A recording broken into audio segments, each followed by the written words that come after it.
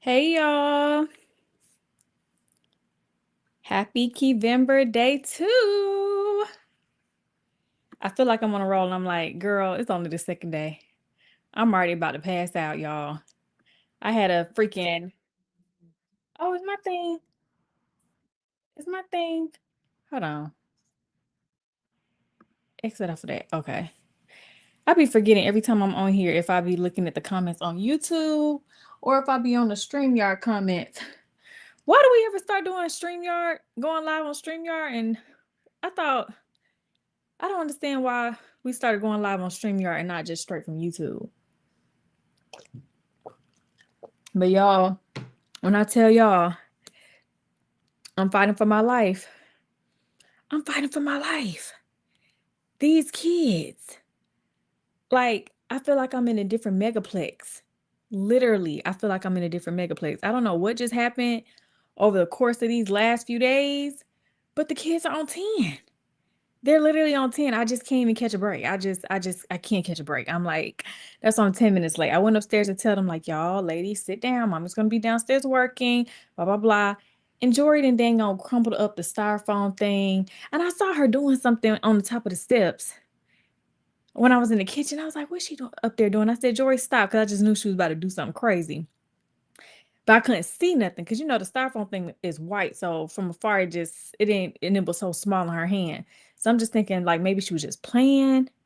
Y'all, I looked and she got the whole thing crumbled all over Journey's bed. I'm like, oh my gosh. And then I realized my freaking lashes need to be redone. Hopefully we don't lose a lash mid-live.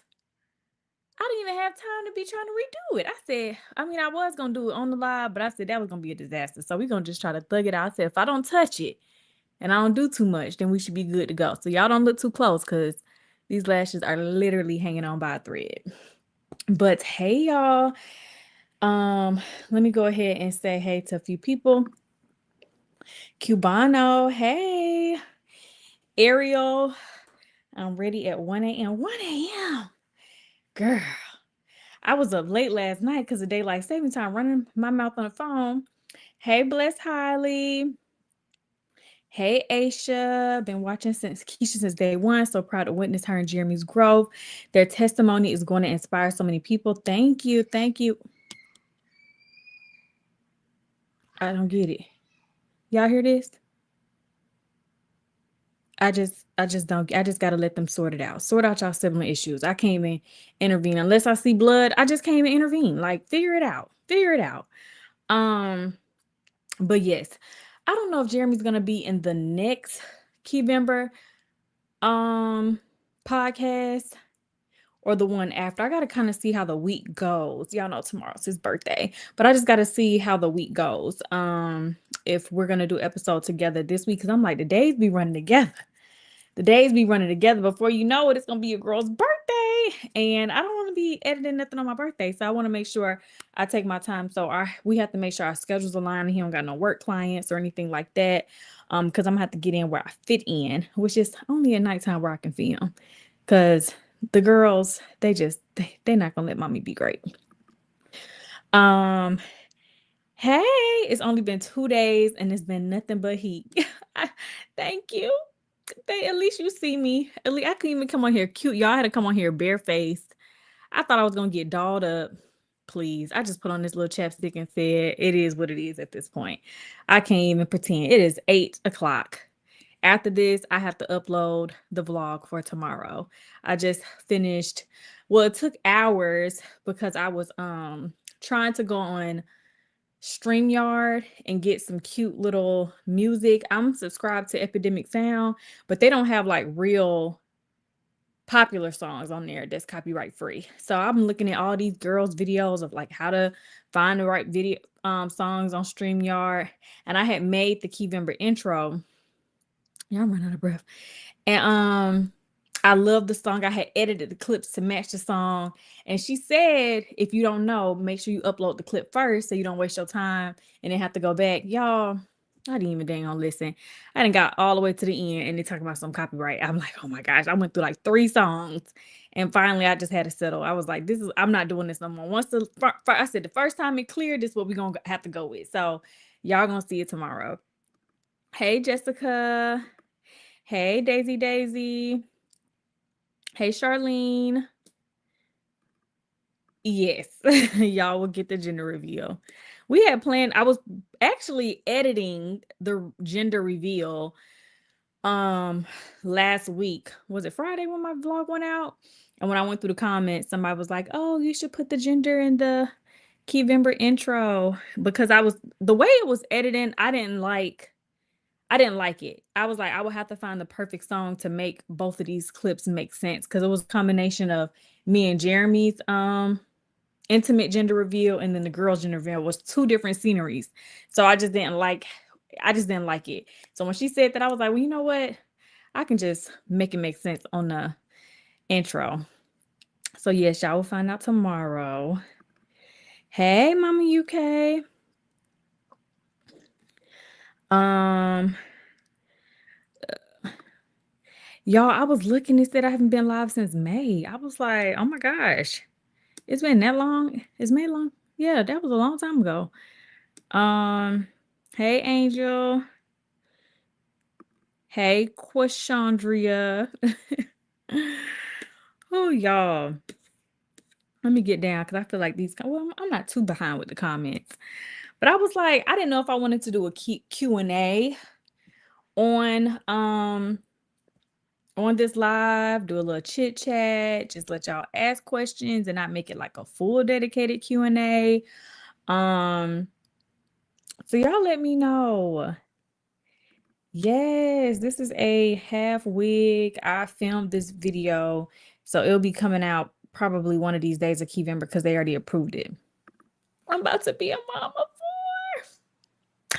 I'm about to be a mama. Jeremy think we're gonna have more and more and more and more. Every time we go to the doctor's appointment and we get a new doctor there, I was like, is this the last one? And I'm like, yes. And he's like, no, it's not. I'm like, babe, this is it. This is it. I don't know what you was thinking, but this is it. I told the doctor yesterday at my appointment, I said, "Is there a way I can go in there and do something? Because my husband keep thinking we about to have some more kids, and we just, y'all, this is it." And I can't even say being pregnant in my 30s is the issue because my worst pregnancy thus far was Journey and Jaya. And that was, of course, my 20s. And then now they're saying, oh, your pregnancy is based off of like your man. Um, hell, and if it could be when you think about it, like when you think about it, I don't know, because Jory's pregnancy was just flawless. I just don't remember there being any hiccups or any major. I just don't remember there being like no downtime for me. I'm like, I need to go back and watch those vlogs. I don't remember there being no downtime. I could be wrong and I just can't remember. But with this pregnancy, there was a lot of downtime and stuff like that. Now, it still wasn't not true nausea.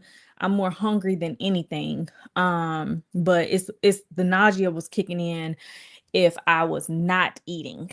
Yeah, so but I'm about to be a mama for y'all. It says mama for here. These kids are built from chaos. They are.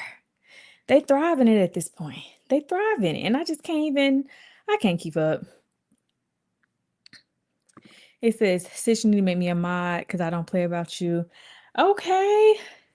I can definitely make you a mod.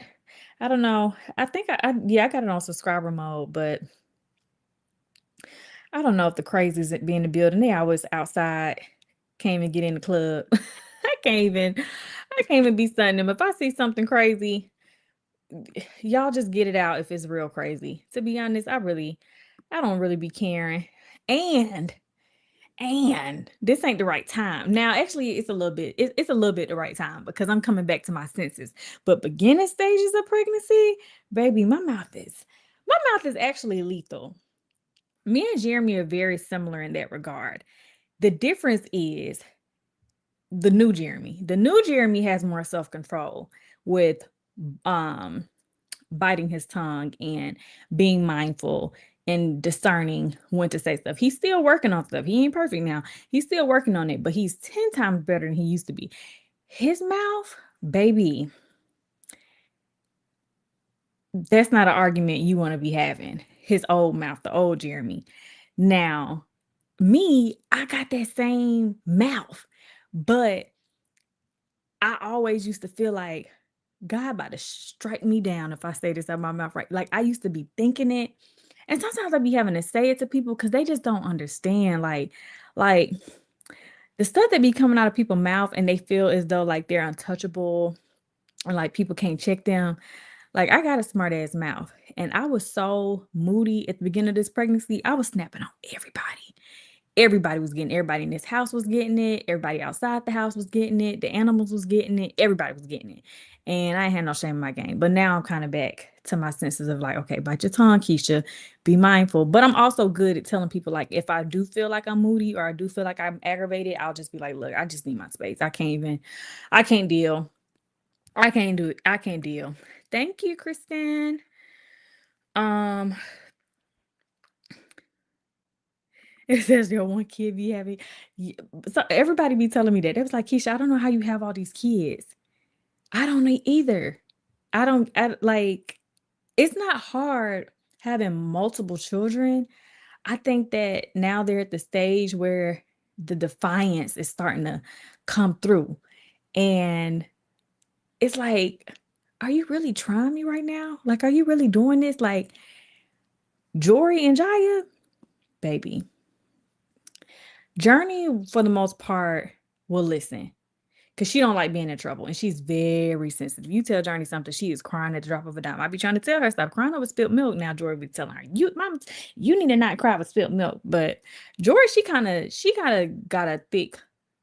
thick skin because I got on her real bad today about something and she just went upstairs and I don't know what she did, but then I ended up telling Journey to go check on her and she was like, yeah, she was watching her iPad show, mommy.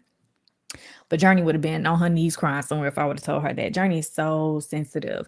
Jai is kind of sensitive too, but definitely not as sensitive as Journey. Nowhere near as sensitive as Journey. Um,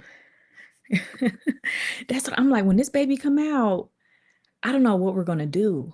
Like, I don't know. I don't know. Like, they're already, Jory think this is her baby. Like, she's already made plans. Like she think this is her baby and I'm just the surrogate.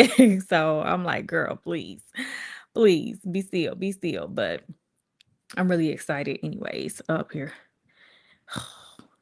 I know it's Jory. I know it's her.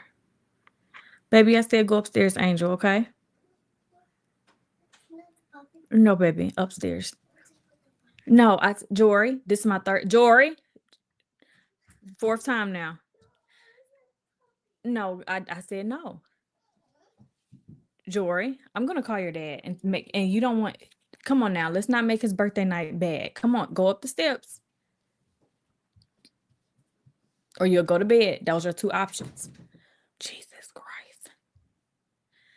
Oh, happy almost birthday. Yes. I don't know what Jeremy's doing, but he's having like a little get together thing right now with his friends and he kind of grilled out. But we don't have like Jory, why would you just this now she gonna leave my door open. When I tell you, Jory, close the door. I'm about to get your dad. Jory. Jory. Jory. Close the door, Angel. Jesus Christ. Y'all. I'm telling you, like I be having to pray. Like literally, this the only thing that's seeing me through. I saw like 10 minutes before I went live, I saw a post and it said, if you want to know, and it had like this little sad music. It was like, if you want to know, the only thing keeping me going are my kids. And I was like, the only thing keeping me down is my kids. I said, my kids keeping me down right now. They are stressing me the hell out. Oh my gosh, oh my gosh. But anyway, thank you so much. Hey, Keisha, so proud of you and Jeremy. Congratulations on the new bundle of joy. Thank you. My two girls are 6 and 2. They fight every day. Yeah, Jai and Jory fight all the time. Like they literally fight all the time. Jeremy caught them the other day and he handled them, but yeah, they fight. They're both sassy. They're both sassy. Journey just like stay out the way. Like she don't really argue with either one of them for real, for real. But she'll stand up for herself if one of them say something or try her. She'll definitely stand up for herself, but she don't really be doing all that bickering. She not one of those. Um, it says you prefer natural. I actually prefer natural too. Slick. I was even telling myself, I said, hell, I'm about to wear a jogging outfit on my birthday. I said, who made this rule that I need to be dressed up and my Sunday's best? Because for one, I'll just be so uncomfortable getting dressed up and having to wear that outfit for a period of time. I would rather just that's why I told y'all all keep remember we in the basics. I went on Shein and I went basic crazy. We in the basics all. I got my little headbands. I got all the basic tops, all the basic bottoms. Like we in the basics all Keyvember, all through Vlogmas.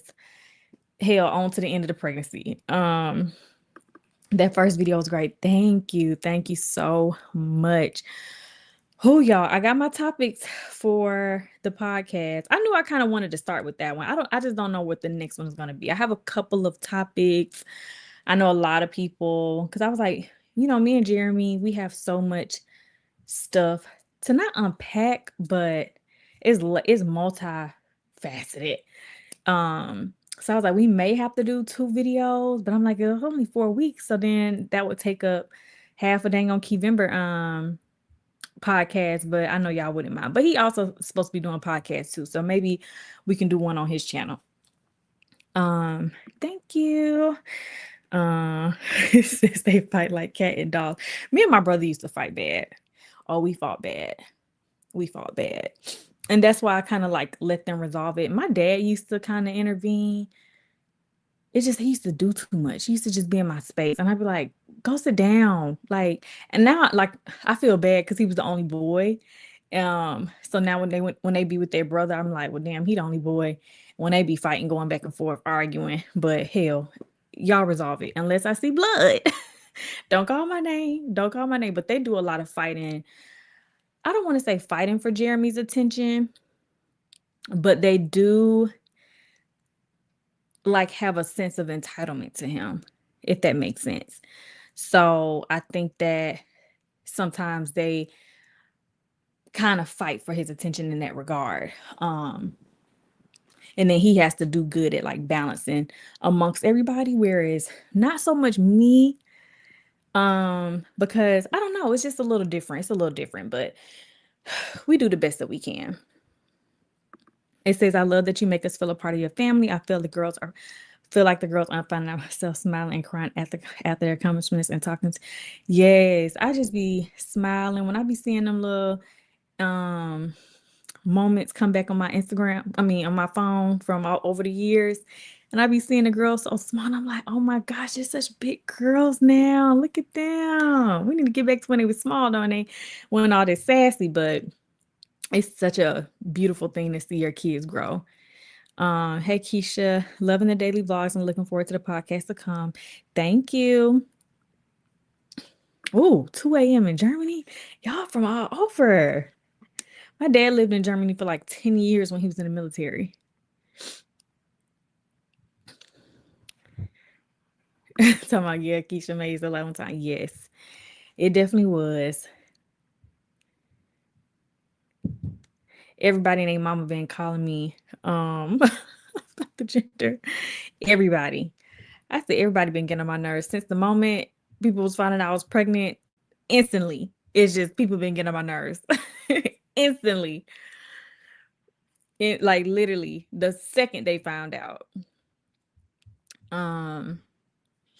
It says I'm just having one. I'm not interested, but Jeremy is very serious. Jeremy has a big family. I don't. I just have a sister and a brother and a mom and a daddy. But Jeremy, he has 7 siblings. So he has a really big family. And he's always said he wanted a lot of kids. I always said like 2 or 3, like all my life. I'm like, oh, 2 or 3 kids, and here we are past that already. So I'm just like, I don't know, but he's really like he really wants us to have three more. Like he told the doctor three more. And I was like, well, you know, what's the risk? Because if we have to do C-section this time around, like then that puts me even more at risk. Like, I don't know. I'm also thinking about that. Not even just taking care of another human, because that's a big deal. But it's also the risk that poses for my body, which he understands, but a man will really never understand. Like he'll never really understand. So as much as I can share and try to, because I sent him a lot of articles, I sent him little videos and doctor little sessions of people talking about like pregnancy and like what the body's really going through. But y'all know, if you've ever been pregnant before, hell, even if you are a woman and you've never been pregnant before, I would have never imagined pregnancy like this. I just knew carrying a baby until I actually got pregnant and I could feel what that experience is like. You just won't really understand it. And it's just a lot. And then after our wedding next year, baby, you agree? He's like, after the wedding, we go be. I said, oh my gosh, let me go get some secret burgers because Jeremy is not playing no games. I said, baby, this baby was already unexpected. So which I do know y'all want to really talk about that. We will be well, I know I will be talking about our celibacy journey. Since I talked to y'all about it, a lot of people are like, wait, were y'all celibate? How'd the baby come? Da da da da da. I don't have no problem talking about it. Y'all know I'm very forthcoming with a lot of stuff, honestly. So I don't have no problem sharing it and talking about it and everything like that. It says I have three boys and I consider trying for a girl, but I'm scared. Girl, one of my friends, they had six boys and finally the seventh was a girl. Lord have mercy, that's too many. That's too many. Boys stress. I couldn't even imagine either. Like being like having that many sons. I mean, I don't know. I guess it's pros and cons for both genders. Like it could be a great thing having all girls and a great thing having all boys. It just depends on also the person, because I know a lot of women who would cringe at the fact of having three girls. Like they're like, no, don't do that to me. Like they would literally fall out. So happy for your pregnancy. I don't care when, where, boo. That's your business. I'm just happy. I like when the baby be a baby. When having a baby, I like when he spoils you. Thank you. Yes, just be glad this one is said. Yes, yes, yes, yes. I'm so that's the first thing. The first one. As soon as I saw that first spotting, and I went in the emergency room. I'm talking about girl, and it's a lot of it's 631 of y'all. Y'all, when I went into the emergency room when I was spotting that day, when I tell you, the people in the hospital, they got to be trained for stuff like this for people like me. Cause baby, I was acting a fool. And Jeremy couldn't come because he had all the kids there, and I wasn't gonna bring all the kids because I'm thinking the worst and I'm praying. I'm listening to my gospel music. I'm doing my pregnancy sermons that not sermons. What is it called? The parts of the Bible that's relating to pregnancy. I can't even think of the word right now. I'm doing all that, y'all, the whole time. I busted into that hospital. I saw that waiting room because I went to the emergency room, jam packed. I'm thinking they about to take me immediately. And when she told me to sit down, I'm just like, ah! I was like, how long this gonna be, ma'am? Anything could be happening. Da, da, da, da. She probably like, and then another lady came in at the same thing. So y'all, they had me sitting there for at least 2 hours before we got to see the baby. Well, I got to see the baby because Jeremy wasn't there, but they did a stomach ultrasound. And the tech, she had to break all kinds of codes and rules and regulations. She was like, don't tell nobody. Because I went in there crying and telling her like how stressed I was. But I was like, I'm praying, I'm believing and trusting in God. Da da da da. Everything's gonna be okay. And she did the stomach ultrasound first, but I was so early on. So I was like, every time I've spotted in the past, they've always had to do vaginal. So I knew they potentially would have to do that. But I was like, well, let's just see. And then she couldn't really see nothing stomach. So she's like, well, let's just do vaginal. Cause she was like, I don't see a heartbeat or anything stomach wise. And she was like, I don't even think I can see the baby. I was like, oh my God. I was like, oh my gosh, what are you saying to me? Like, I know she was like, "Oh my God, let me get this girl up out of here." So she did the vaginal, and then the sonographer isn't supposed to even really go over everything. They're supposed to just look, and then the doctor's supposed to come in and tell you, y'all. I was like, "Tell me what you see. Tell me what you see." She's like, "I'm not." So I said, "Please tell me." And I'm looking at the thing, and I said, "It looked like something flickering." I said, "Is that the heartbeat?" Like, she's like, "Yes, that is a heartbeat." So she was nice. And then the damn doctor came and talked to me, and I didn't like her because she was like, "The baby's heartbeat is 143, so that's on the lower side, and that could be a sign." I was like, "Lady, there's a heartbeat. Get me out this damn hospital. Let me get out and out of here." I was like, "Why are you telling me this?" But I guess they have to tell you because they don't want to. I guess they got to kind of keep it neutral to let you know it could go either way. Come back if you see more, y'all. But I was definitely going crazy that day. You say you're going for an induction on the 6th. On November 6th? OMG. OMG. Congratulations. Oh, wow. That's so beautiful. It says all of my pregnancies were horrible. Um, it says make me a mod. I don't even see nothing going on in these comments to be modding around. Maybe I'll see something I don't see it. It says make your husband get a vasectomy when y'all. I did ask him about that. And he's like, "We don't even need to be talking about nothing like that." I was like, "Jeremy, yes, we do." It's better for you than for me because I definitely don't want to do birth control 100%. 100%. 100%. I only did birth control the first time. I wasn't even with a man, but I got on birth control because I was like, this got to be the last resort. Because remember, I'm having all these cystic breakouts and issues, and my body did not react well with the antidepressant. So I started getting cystic acne, and after going over so many, what this thumbs up coming up on the screen for? But after doing all the tests and stuff, and they're like, "Oh, it's hormonal." The doctor was like, "Well, a lot of people do the birth control," and then that's when Accutane used to be real popular. And that's when all the OG YouTubers used to be getting our faces posted everywhere about having bad skin. Remember that, y'all? When I first got on there, all the OG YouTubers, I guess we was the bad skin committee because, baby, every time we turned around, it was like these YouTubers with their bad skin and blah, blah, blah, blah, blah. And this person was like, "Oh, this person tried this." It was just, I didn't really like that because I just felt like, damn, I want to be in a damn bad skin club. And I was the one with the pretty skin growing up. I was the one, all my friends got really bad acne starting like fourth, fifth grade. I was the first one to get little nubs, first one to got my period, and I didn't have no acne. My skin was pretty as day. Sixth grade, seventh grade, eighth grade, ninth grade, 10th grade, 11th grade, 12th grade. 12th grade, I had a few hiccups a little bit, but it was mostly because I was working at McDonald's and I was eating McDonald's every day, every single day. So I think that really was contributing to it. So I'm drinking sodas, eating McDonald's every day.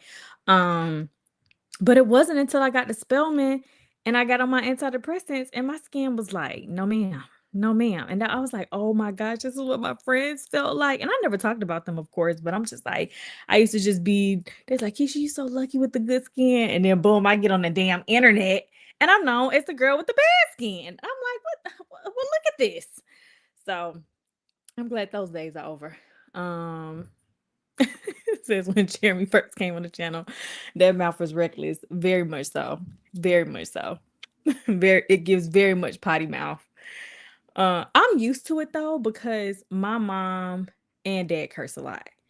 My whole family curses a lot. I'm around a lot of people who curse a lot. I started cursing because of y'all, but I didn't curse when I first came here. But I'm around a lot of people who curse very heavy. So I kind of was, I guess, until like you're editing and you're like, "Oh, damn. Oh, darn." Every time he say a word, he got a F bomb or B word or whatever it is coming out his mouth. But, in real life, it just doesn't even seem as bad. Just like even with smacking, like when I'm editing, I'm like, I know my smacking ain't that loud and that aggravating. And then when I'm editing, I'm like, dang, every other word, I gotta go in and try to zoom in and clip that so it won't be as bad. But that's the internet for you.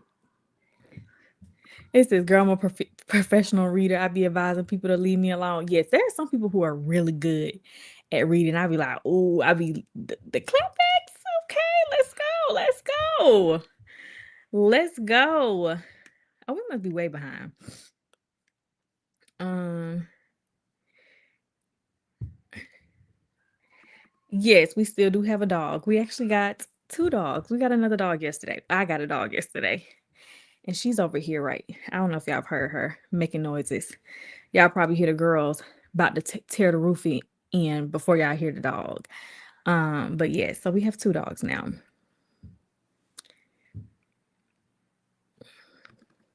We started at 8. I got here like 8:10. Yes, I got them tape-ins out. I had to get them tape-ins out for my birthday. Well, most importantly, because I had postponed so many of my brand deals. Like they was threatening me, y'all. One of them is still threatening me to this day.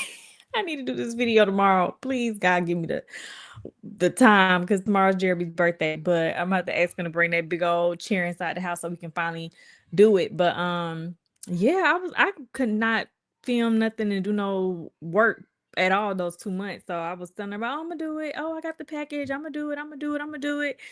I'm gonna do it. And I ain't tell no one I was pregnant until I had that when I think I finally started telling brands like 2 weeks ago, like, well, the reason why I'm so late is because I was pregnant, and then I was like, maybe they can empathize with me. But yeah, so I finally had to get both of those videos filmed. So this is one of them, which I'm pleasantly surprised because this is the one I was like, okay, I know I'm gonna do that video and never see that wig again. But I had already ordered a lot of these from Shein because I'm being basic, and I was like, well, let me put this thing on. But y'all gonna see the video on how it come out. But y'all should definitely order it because this wig, oh my gosh, I love it. I love it. I can't wait to hear the name of the baby. We don't even have no idea. I've been trying to think of like out the box, unique names, and then I'm like, let's just think about this later. Jory's definitely going to try, being that she's been the baby of the bunch for the longest. She will most likely also be. Yes, I think she's going to be. I think they're all going to be helpful because y'all, I got my dog yesterday and they cannot stay out of my room with the dog. Like, Jaya FaceTime all her friends, like, look at my dog. I'm like, what are you talking about? That's my dog. Like, what? And I had to sit Jory and Jaya there. Like, Journey understands. Jory and Jaya, you got to break it down for them. I'm like, look, this is my dog, mommy's dog. I got me an emotional support dog. Y'all are stressing me out. I can't even get the emotional support that I need. Like, what are y'all talking about? Like, they won't even put the dog down, which is, I want them to play with her and everything and do all that stuff. But I said, y'all not gonna know how to act when the baby get here. Y'all, I'm sitting here editing for Keyvember, and all I hear is wee, and I look up. Jory has the dog. One hand, one hand. And you know that thing parents do when they swing their kid around and I look up mortified. I said, Jory, like I am never gonna leave the baby around Jory. I'm never Jory and Jaya, no, because even their little fake life real dolls, they be doing cheer stunts. Even Harry Potter, that's why they got some. If you look at the girls and see them on the vlogs, don't be talking no craziness and trying to say something going on over here. I'm telling y'all now, it's the damn cat. The cat is sick of them, and I can't even do nothing to defend them because it'd be their fault. Like they literally will pick the cat up, pull the cat legs, arms, this, that, and the third, and do the most, and then get scratched. So all the girls got scratches all over the place. I have to keep my aloe to keep him. I'm like, leave the cat alone. And I said, okay, the dog will probably play more because dogs are more involved personality wise, but baby, they just don't get it. No, the gender comes out tomorrow. We're definitely, I can't even keep it a secret to birth if I wanted to because I just know somebody gonna say it anyway. And it wasn't even nothing. I had just wanted to do something cute. Like I really had wanted to do something cute, but it got too cold too fast. So to be honest, I kind of want to focus on the house. I don't even have no ideas of like what I could possibly do to reveal it. So it's gonna be revealed in the intro tomorrow. That's what Jeremy keeps saying. He's like, I can't believe we starting over. I'm like, you the one who want more and more and more. You need to make me a housewife. I like that feeling. Yes, I am feeling the baby move. Not too much. But I do feel movement. Or more so like the sensation and the pressure like on my bladder especially. Um, yeah, Jory's definitely my shadow. Oh yeah, Jory's running his house. She is running this house for sure. No, she's not been sleeping in her own bed. She does sleep with one of her sisters. Journey the only one who will be nice enough, and she already be sick of it anyway, being nice. Like, oh, why I gotta always be mean? But I'm like, come on now, you already know Jai gonna give me grief. Just do it for me. But she still found her way down in his bed before the sun rise. Jory's back down here. Jory's the one. Y'all gonna see a lot more of their personalities in the Keyvember videos because it's like shorter time periods between being able to vlog, so y'all get to see the girls more, or else I wouldn't have no vlog. Y'all just have to hear me talk, and I know y'all be tired of hearing me talk so much. Somebody was like, girl, you talk so much. I'm like, I know, I'm trying to get the vlog out. I don't really got nothing going on in my life. That Leo is Leoing.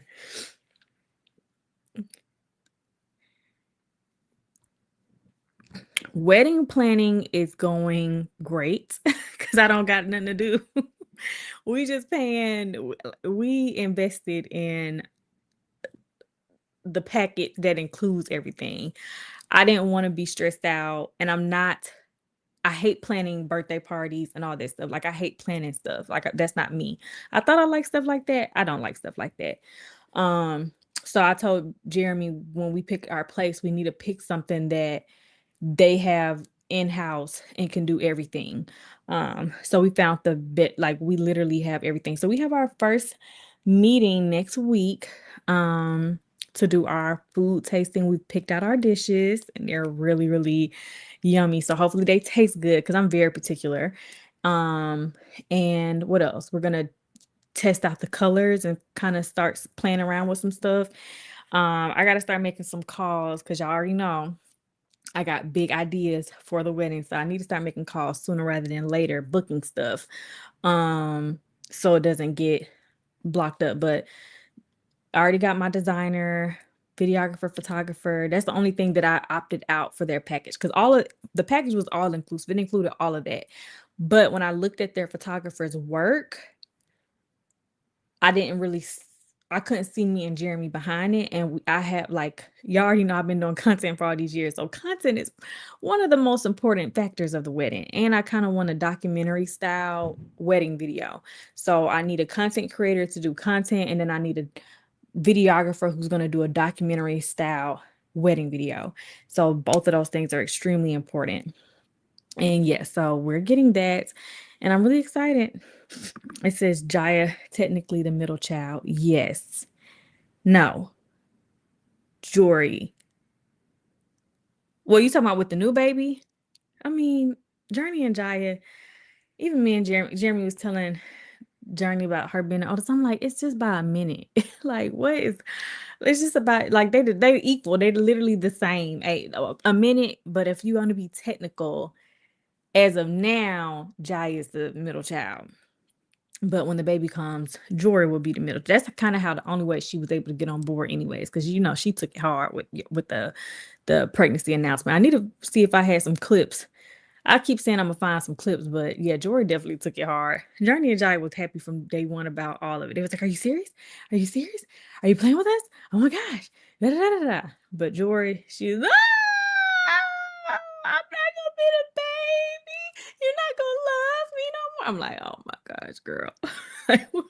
So we definitely had to share some tears and cuddle and snuggle, and I had to pray with her and comfort her, but then she came around. No, we don't have a name list. Well, we do kind of have a name list, but just nothing has everything we thought we liked. We just decided like let's just wait. We got a little bit more time. Happy birthday! Happy birthday! What you doing? Well, you like me because I ain't gonna be going out either. Well, I'm gonna go out and have dinner, but I'm not going out doing nothing crazy.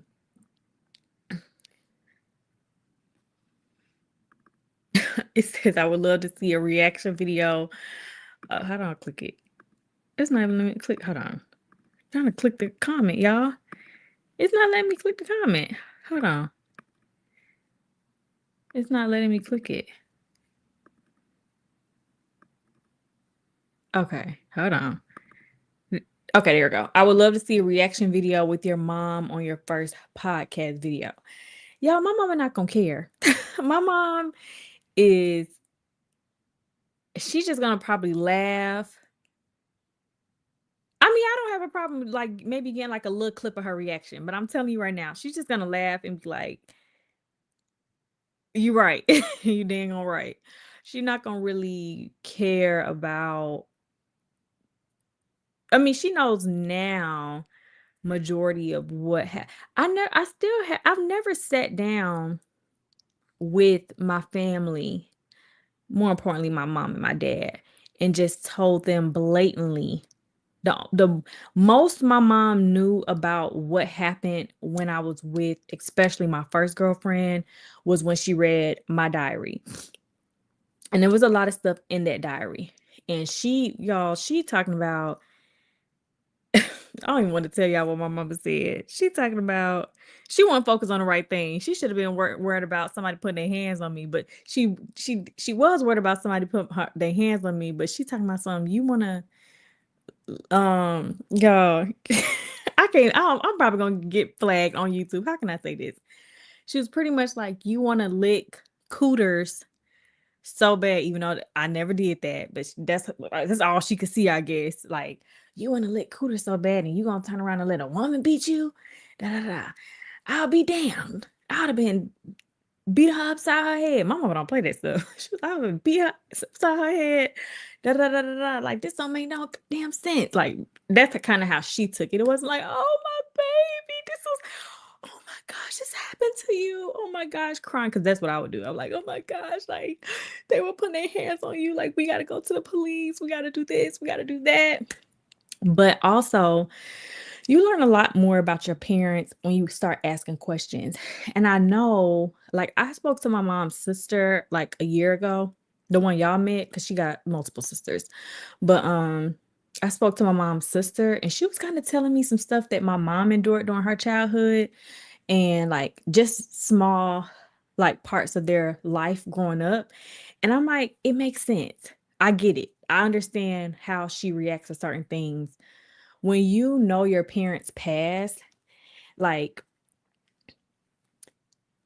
when you are aware of your parents past and traumas and things like that, it kind of puts things way more in perspective about like how they deal with things like that. So I totally understand how my mom or why my mom dealt with it. She just really just didn't condone it. Did she handle it the best? No, but she really just didn't condone it. Point blank period. She just didn't condone it. She didn't want that for me. She just didn't think that was okay for me, and it just kind of hurt her. But instead of, some people they're not hurt, like they're not criers. My mom is not an affectionate person. I've seen my mom cry a handful of times in my life, but my dad, surprisingly enough, even though he was the strict one and more military, like he was definitely way more affectionate. I've seen him cry several times throughout my life period. He's very affectionate with us. It's always hug, it's always kiss. He would get offended if we don't hug and kiss. Not in that type of way, but it was just kind of like that meant something to him. Like for us to hang up the phone and say I love you, or when we about to leave each other's present, embrace. When we see each other's present, embrace. Stuff like that. Whereas my mom, her love language is not um words of affirmation, and is not physical touch. It is definitely acts of service. She's definitely she's going to show you how much she loves you by all the millions of things that she does for you. As y'all can see, a lot of people be trying to laugh and say like, oh, my mom this, or we made her the maid and stuff like that.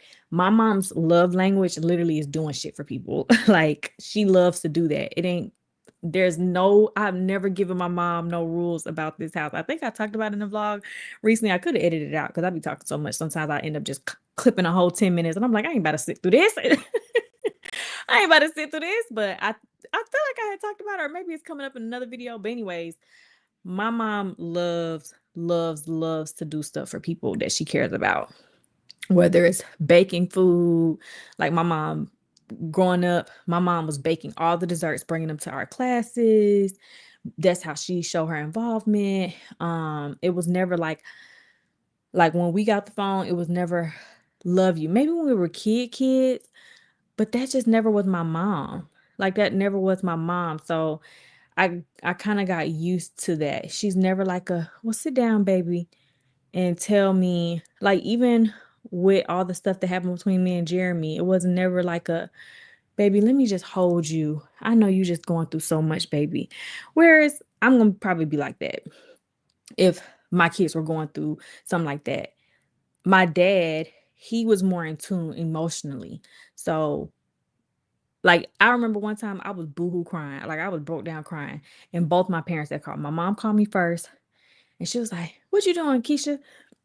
And I was like, "Nothing." But remember, I just finished crying, so I trying to not sound like I was just crying. And then she was like, "You sound like something wrong over there, something wrong." And I'm like, "No, I think I was just da da da." And she was like, "Oh, okay." Then went on whatever she had to say. Then we got off the phone. And my dad called me like 10 minutes later. It was like, "Hey, Bright," because he called me Bright Eyes. "Hey, Bright." And then he was like, "Is something wrong with you over there?" And I was like, "No." Told him the same lie I told my mom. He was like, "No, don't. It sounds like you crying over there. I just know it. And you know you could talk to me." And like my dad is just different in that regard. So my mom, she don't really she don't like that. I don't know that part of stuff in her life. I know she's just like, man, that's some sad stuff, but not really to the point where she about to break down and cry herself to sleep, like thinking about all the stuff that I endured. And it sounds sad, but like I said, when you meet people at who they are instead of trying to make everybody fit in this bubble, and I think the world does that a lot. Like we want people to be and react and receive us and do this, and that would be great. But that's just not how it is. And I got a great relationship with my mom. I don't got no complaints. So it don't really make me no never mind. I'm doing 2026. The beginning part of the year. You should start picking some of your supporters, have interviews with us with your podcast. We basically do it over the phone, put us in some groups so we can help you out with the vlogs. Okay, that can be a good one. That can definitely be a good one. It gotta be some people who real serious. Because the podcast topic is serious business. No, there was no video. It's only gonna be lives on Sundays. Hey, OC girl. These are cluster lashes.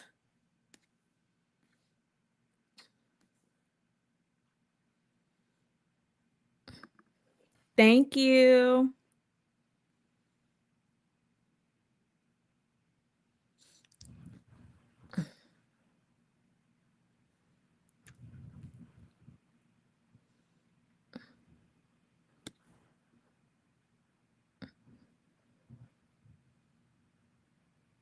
He says, "Well, I knew you were pregnant months ago when you was outside with your mom going through it with them goats." Yeah, that was the last time I was out there with them damn goats. I said, "They getting on my damn nerves."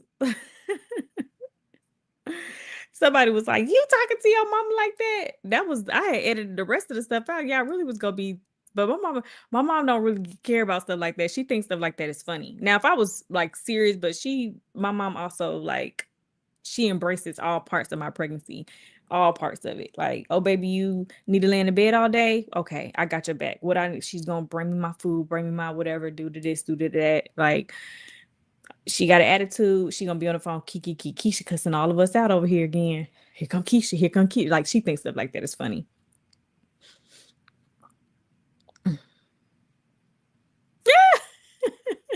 Oh, that's so funny. Yes, that is. Yes, we definitely do know how babies are made.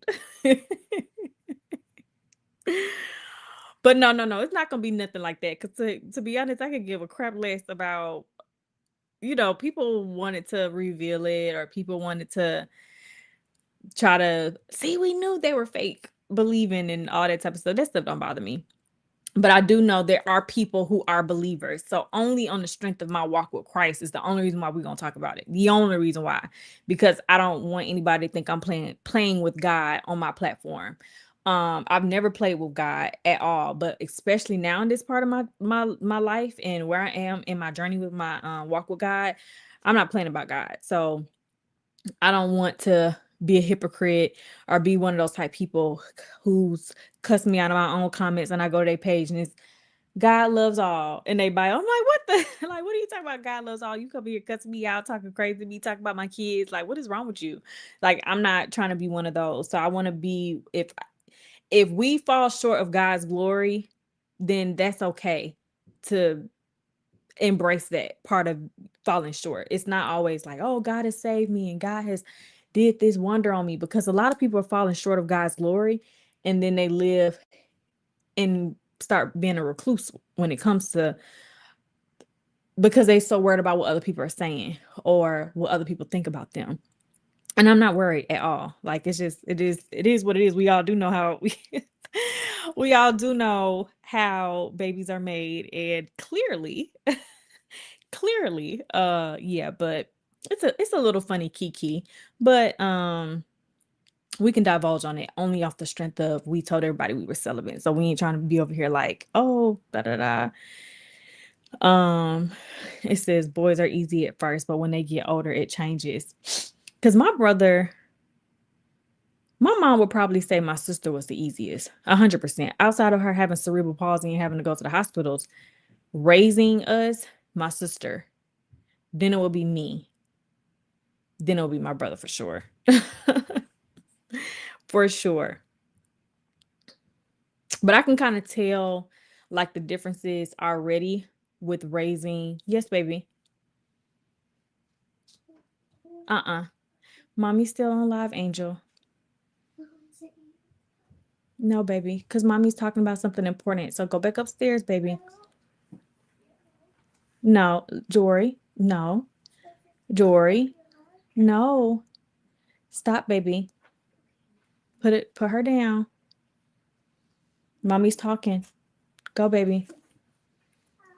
Go ahead. Jory, it's almost time for bed, baby. Close the door, Jaya. All right, up the steps. No, nobody's playing with her at all. Y'all about to go to bed. But it's like, well, I mean, it's kind of, I guess, to gauge the differences within kids and stuff like that, you would have to consider like both kids, are they raised in the same type of environmental factors, this, that, and the third. But I have raised three girls for almost 7 years because Journey and Jai will be 7 in December. And now I'm getting like a taste of what it looks like to raise a boy.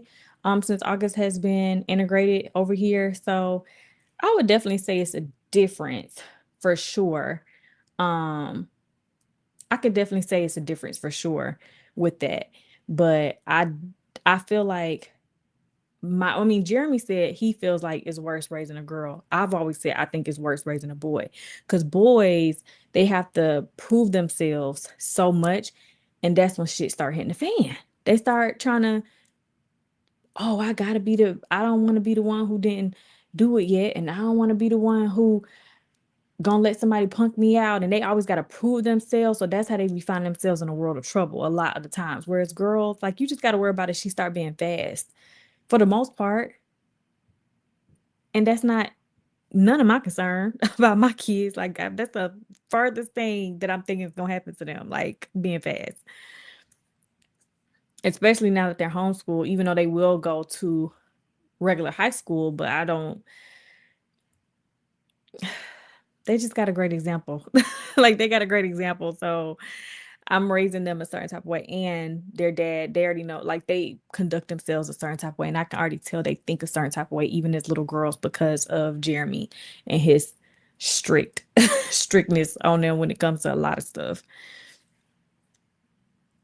The same thing happened to me. I got pregnant right before we decided to be abstinent until marriage. Everybody was looking at us crazy.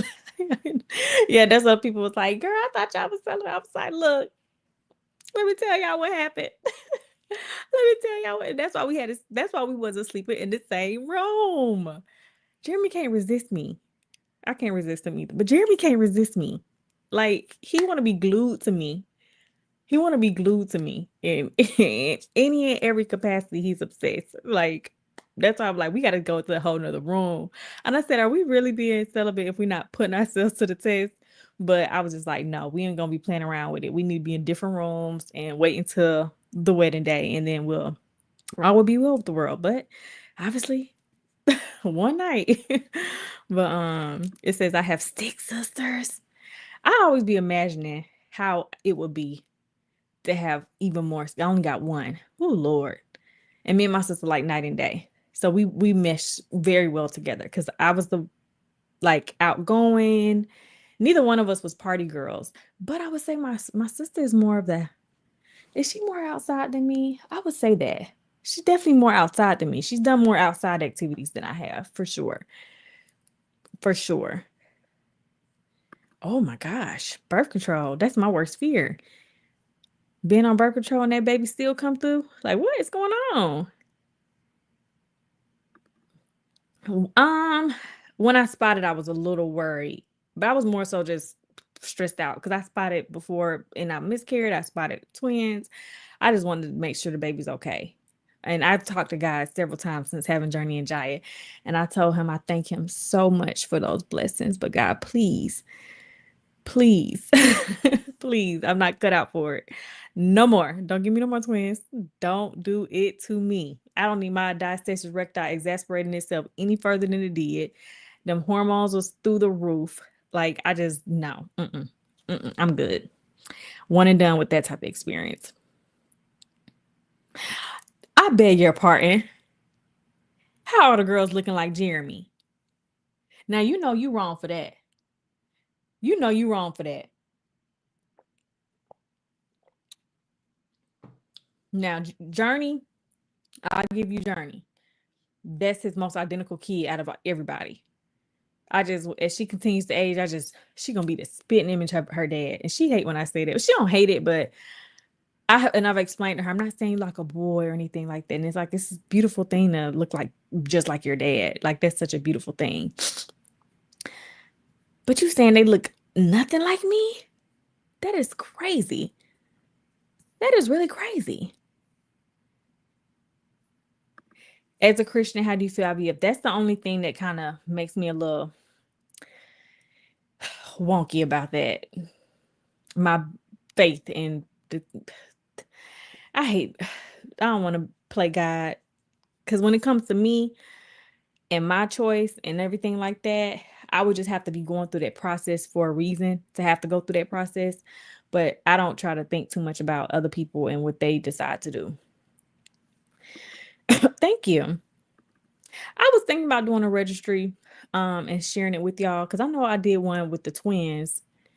Um, because y'all, they got new gadgets out. They got new gadgets. I said they got stuff I ain't never seen before. I said I feel like I'm really a new mom again because baby, these new gadgets are more high tech and more I said we need it all. We need every single gadget. And I want to do the best beautiful nursery. The Jory wasn't able to get a nursery due to us not having to downsize when she was there. Like I want to have a big baby shower. I want to do all those things. Oh, so it's your birthday on Friday too. Happy almost birthday. No, I don't have any major plans. To be honest, Jeremy keep asking me every day. I told everybody the same thing. My sister asked me, one of my friends asked me, and Jeremy asked me, and I said, I want to get a massage. And then my sister said, okay, I'm getting you a massage. And then Jeremy said the same thing. So I had to say, wait, hold up now. Make sure y'all booking on different days, but I'm gonna pick the place that Jeremy's gonna book. Because I already have a card. Like we have our own accounts, but then we have a joint account, and then he have another account, and he gave me the card access to. So I'm gonna take his card, and yeah, so I'm gonna choose. I need to actually make some calls by Tuesday. I shouldn't do it tomorrow on his birthday. Make no calls. I'm gonna wait till the day after his birthday to try to book the massage. But I honestly, I just want to be left alone. I want quiet time. I canceled my plans with my friends. I was supposed to be going out doing something with them. I asked them like, or told them rather, I was like, look, y'all, I don't want to go out no more. I just don't. And it's not like I'm feeling bad. I just feel one, it's mostly I just don't feel like doing it. I don't really have no explanation. I just don't feel like doing nothing. I want to just be chill and that's it. So we pretty much are done with our movie theater. We have some more accessories. That video will be out probably by Tuesday on Pastas on Acres, our movie theater. Hell, Jeremy doing all these reviews. I said, Jeremy, if you don't stop damn revealing stuff so we can get paid and compensated for it, you just but anyway. So yeah, I just told my friends we already got this movie theater now, so we can come over. And me and my friends, we always talking about shows and movies like on a regular that we were watching. So we could find something and then Jeremy will cook for us and serve us. And then I just have a few things I want to get at the mall. Um, but I don't really want to do anything. I did want to go to a comedy show, and then when I looked some up, they were too late. They were at 8 o'clock. And mama got to get back in that bed. And I was like, well, they probably gonna be 8 o'clock later on too, Keisha. So you need to go ahead and get it done sooner rather than later. So I just want to kind of ask people because I don't want to just go to any comedy show. I want to get no if y'all know one, send some my way. Because I really want to. I was just talking in the end of my November that's coming out tomorrow. Like I want to do different things now that I'm not just because I'm older. I just have a different maturity about me. I want to do different things. So I want to start going back to plays. I watched a lot of plays when I was in college. But I want to start looking stuff like that up again and a whole bunch of stuff, y'all. So like I wanted to do a cooking class with Jeremy, which I was going to surprise him with for his birthday, but y'all, we had to cancel that because Jaya was asked to potentially join another team, cheer team, and they practice on his birthday. So it's like, oh my gosh. And my mom could have just taken her to practice, but I just genuinely want to be there to make sure this is not too much for her. So I want to just because we went to one practice already on Thursday and I sat there and watched the entire time. And she came out and said, and because this is the older team.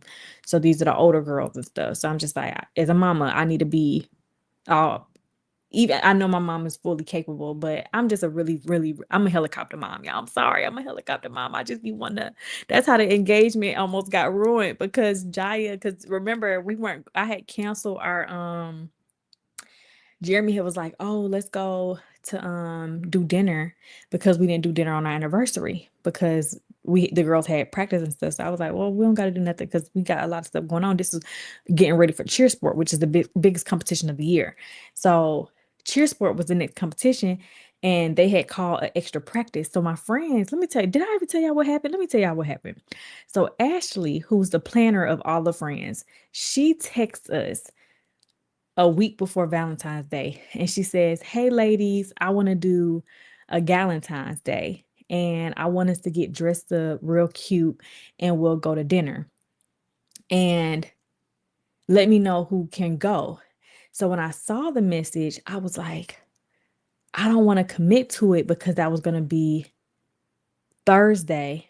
Cheer sport starts Friday. So I was like, Jaya potentially will have a practice call. So I didn't want to commit to it because, like I said, even though I know Jeremy or my mom could have took Jaya to that practice, me and those moms are really cool and their routine, that was their first year being elite. So we'd be outside that window like this, like, oh, what's going on? So I was like, okay, I don't want to commit to it. Let me just wait. So I never responded into that group chat to say whether or not I was going to go. Then what happened? Let me see if I still got that group chat. Because then after I may have deleted it. Hey, babe. I'm on live. Is it on live? Mm-hmm. That was from 2023. Okay. Did you eat? No, Jory called herself making me a plate and put it in the fridge. I'm like, you need to eat before you work. I'm like, girl, she put ketchup on that burger and gave it to me. Journey put ketchup on her steak, talking about something. I think this is tough. I said, no, I think you put ketchup on your steak. Like, who wants ketchup on their steak? Your friends gone? Your friends gone? Yeah. Oh. Damn, I can't. What did she name the group chat? Let me see what she had named it. I can't remember, but I know I didn't respond. Oh, there it go. There it go. Found it. See, I be keeping everything. I be keeping everything.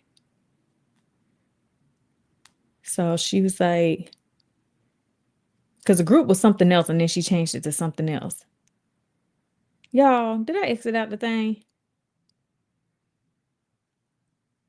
Oh, there you go. Hey, ladies, we're gonna do Galentine's February 13th. I plan and organize. We're gonna be classy and cute. I'll be back with a time. So Aisha was like, "Child." Kelsey was like, "Why not pajamas?" And then Ashley was like, "No, we're classy and dressed up." Ariel was like, "On a Thursday." Aisha was like, "What time and where?" I never respond because I'm like, damn, I don't think I'm gonna be able to go. And then plus, if I do something, like I should probably do something with Jeremy since I already canceled our anniversary stuff. So then she texts on February 7th and was like, "Yeah, it's confirmed. The date is Thursday, February 13th."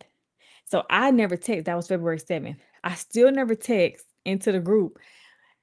So what I found out what happened. So what happened was Ashley and Rebecca had the sidebar conversation because Rebecca, my best friend who live in Miami, reached out to Ashley and was like, "Hey, Jeremy's about to propose. Don't tell nobody though, but I need you to be the one to like help figure out a decoy type plan so that we can get Keisha somewhere so Jeremy can propose." So that's when like no one's gonna think nothing of it because Ashley's always putting something together and always texting us like, "Hey, this is the move." And I usually am always down. If I'm not, then I'll just say it. So by February 7th, I had not confirmed still that I was going to be able to do anything. So Ashley texted Rebecca and was like, "Hey, Keisha has not said anything in this group. This is unlike her. So I don't know if this is going to work. She just may not show up. And then how he going to propose?" So Rebecca had to do plan B and tell Jeremy, like, "You gonna have to figure something else out because Keisha is not gonna show up." So she ended up asking me, like, "Oh, do you and Jeremy, are y'all doing something for Valentine's Day?" And I was like, "No."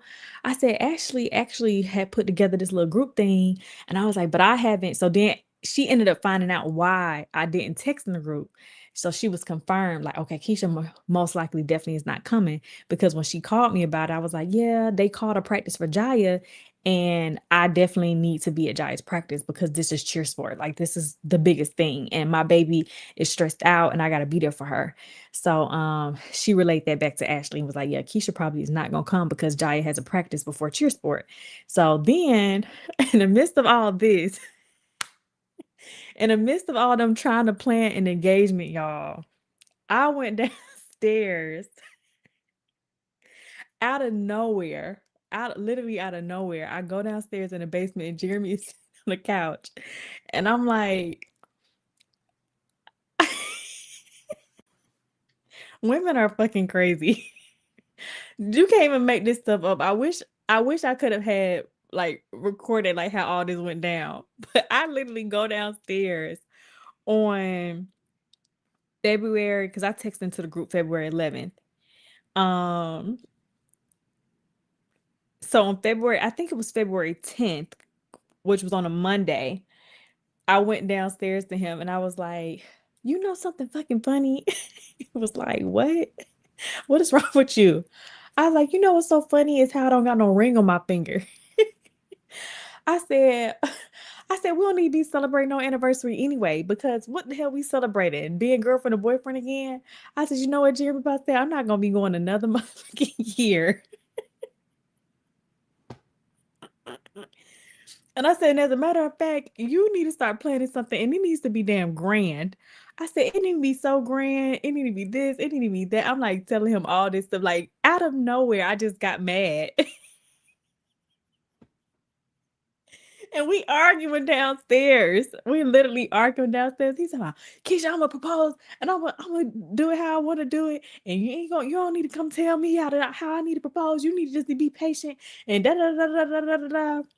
Mind you, all this had been going on in the background. Like they have been trying to plan on surprising me to get me there to get proposed to. And I'm over here not even entertaining it. And then I come downstairs on the hoopla. He was like, "Keisha, don't bring up no proposal to me no more. I promise you. You bring up a proposal. If you bring up me proposing me one more time, you ain't never gonna get no ring." So we left it like that. I stormed upstairs, called my best friend. I was like, "Girl, you'll never believe what I did." And she's like, "What?" I said, "I just went down there and cussed Jeremy." And she like, "Why you do that?" And I was like, "Girl, I can't, I just looked down at my hand and I realized I don't got no ring on my damn hand." And she was like, "Well, girl, That's why if you stay ready, you don't gotta get ready. And I was like, girl, because I wouldn't get my fingers done no more. Y'all, I got my nails done for the first time in 2 years. Y'all, I regret it. My hands was inflamed as soon as I left. I had to run my hands under ice water. Um, and hopefully I don't have no flakiness. But I was just like, damn, I really want to get my nails done. It's been so long. I hope I don't have an allergic reaction. But anyway, so back to February. So I was telling my best friend, like, because she was like, well, maybe you should start getting your nails done. You need to start there. You keep talking about you want a ring, but you don't even have your nails done. And I was like, girl, I'll get my nails done when I think he about to propose. But me and Jeremy was planning on going out of town anyways, because this was February and we was planning on going out of town in April. So I was like, well, we planning on going out of town in April, and I think that's exactly when he gonna propose. And I said, girl, I just went down there acting a fool. I just got to keep him on his toes so he know when we get to out of town, because he was the one who told me, like, we're gonna go and do something real nice. I want to just have me and you. He just kept emphasizing it's just needed, because at first I was like being funny. I was like, well, maybe we should invite the kids. And he was like, no, baby, it just got to be me and you. And I was like, okay. So I was just trying to make sure, like, this is one time, like, okay, we got to do this, we got to do this. So I just acted a damn fool. Girls be doing some crazy ass stuff, y'all. So then I texted to the group on February 11th. No, because since I never confirmed that I was gonna do the Galentine's Day, Jeremy ended up texting. No, I went downstairs and he was like, "We going out February 13th." And I was like, no, we're not. Literally, I'm looking at him like, no, we're not. And he was like, yes, we are. We didn't celebrate our anniversary. I want to take you out to dinner. And I'm like, Jeremy, we can have dinner at the house. I'm not going out nowhere. Jaya has practice and I need to be there. So he's like, so now we arguing about that. He was like, I want to spend time with you. You putting the kids in front of me and da da da. So now we bickering about that. So then I was like, damn, I ain't never text back in my friend group. They gonna see me out with Jeremy, which they ain't gonna say nothing because I don't got no friends who gonna be like, she went out with her man. Like, they ain't gonna do that. But I was like, let me text into the group so when they see us posting like a little cute little picture or something. So I was like, hey y'all, so unfortunately I won't be able to make it to Galentine's. Jeremy just told me that we need to be going out. I said, Jeremy just told me he planned something for us because the girls had their biggest competition of the season, and he told me he already booked it, so y'all just have fun. But nobody wrote in the group after that except, well, Ashley was like, sorry girls, this was last minute, I was working, but yeah, we're still having it. So after I said that, a few hours later she just wrote back and said we're still having it, but nobody else said nothing else after that. I was like, damn, they don't give a fuck about me not being there. And then I ended up getting proposed to. So that's just so funny, y'all. That's just so funny. I just be thinking, I love when I see girls who be like behind the scenes making like little videos, like, I think my man about to propose, and be having like the clips. I should have been, if I would have known I was about to get proposed to, then hell yeah, I would have had prop my phone up and show me bickering with him. But I don't think the internet need to see that. I'm like, God damn, girl, sit down somewhere. You cussing this man out about a ring. Um, the pull out method. I see Jaya has gained so many skills and cheer. I'm curious to know if there's any jealousy or anything like that between her and her sisters. No, not at all. We don't do jealousy over here. The only thing was Journey used to display, how do I say this? What's the word when what's the word? Damn. It's a word that I'm looking for, but I'm just gonna explain it.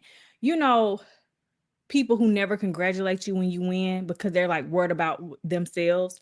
So during last year's competition season, Jaya's team won rings, jackets, this, that, and the third. Jaya was on the elite team. Journey was back on novice. So novice doesn't even win stuff like that anyways. So Jaya, every time they won, and Journey's team was winning first place with stuff, but they just don't win rings, jackets, because that's a novice level. You can only win stuff like that on an elite, and Jaya was on an elite. So when Jaya would win, Journey looking sideways, like, well, how the hell she getting a jacket in the ring, and we just won first place, and we didn't get no jacket in the ring. So I had to teach her that, like, being selfless. That's the word, y'all. Being selfless. Still put others before yourself, or at least be willing to congratulate. And I told them, y'all not gonna always be on the same playing field of life. Y'all gonna see a lot more than in Keyvember because after the showcase we just had, I always have a talk with the girls after they perform. I'm very raw, I'm very real with them. It's like the Abby Lee Dance Company up in this place because we not playing games. We're not just doing this because I want the girls to look cute on stage. We're investing a lot of money and time, so we need to take it serious because we take stuff serious in life and we're starting that from a young age. So y'all gonna hear that conversation tomorrow. But yeah, like after competitions, like Jai will win. It wouldn't be like she'd be like, "Oh my gosh, Jai, you won, and I'm so happy for you." It will be like, "I want a jacket, I want a ring," and be crying somewhere. And I'm like, Journey, like, come on now, I can't take away from her moment to pacify your feelings because you wanna. But I get it. This is the age to learn those things because then it's not cute when you're older and somebody hasn't taught you that. Then when you a teenager or you a young adult and you act like that, then people looking at you sideways like, damn, like nobody don't want to be around you. But she's done much better. All of them are really good with acknowledging and supporting each other. So there's really no jealousy at all and none of that. Like they know, like we clap for each other no matter what it is, no matter if it's small, big, with education. Who's that at my door? I can sense you. So yeah. Talking about Jeremy was a mess back then. Girl, when I was looking at some stuff from deleting some stuff on my phone and I was looking at some stuff Jeremy was saying, some trolls, I was like, oh my gosh, no wonder why they don't like you behind because he used to be saying some stuff. Like, he was real mean.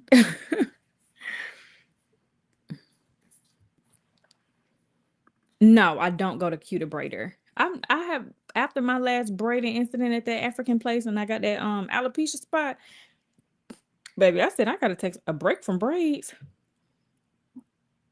It's actually so funny hearing him trying not to cuss on his channel now. He be trying.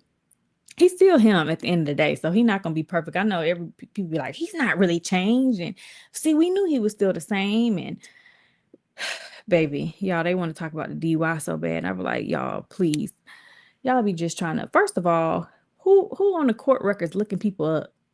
Like, why y'all know stuff within 24 seconds of something being posted? Like, what do y'all be talking about? But we also gonna actually talk about that in our couples one though. Anything that deliberately has something to do with Jeremy, he has to be there for that podcast. Because I know a lot of people love to say, like I speak for him now that we married, I can, but people love to be like, oh, she's just talking for him and blah blah blah. But he could talk for me too. In some regard, we both know each other, like every little thing about each other, so we can. If anybody asks any questions about me, he would know all the answers. Anybody asks any questions about him, I would know all the answers. I got a tiny poodle. So she's a toy poodle. I had put on my close friends, so everybody voted on my close friends. Um, y'all will meet her. I just don't feel like getting her up because, baby, we gotta have her nipped in the bud. I don't know what I was thinking in the dog all of a sudden, but I needed emotional support. And she's so perfect. She's so perfect.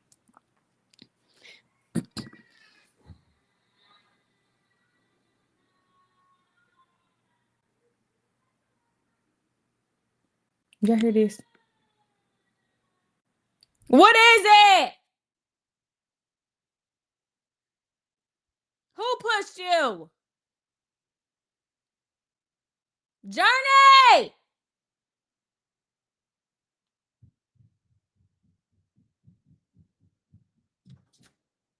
I said Journey. Why's Jaya crying since you want to be down here? Oh, it's because Journey pulled Jaya leg. Why she pull her leg?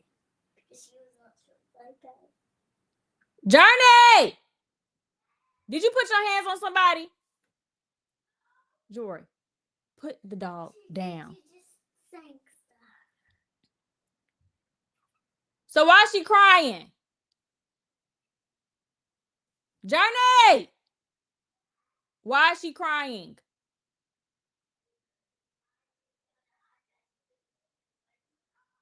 Whose iPad did she take away?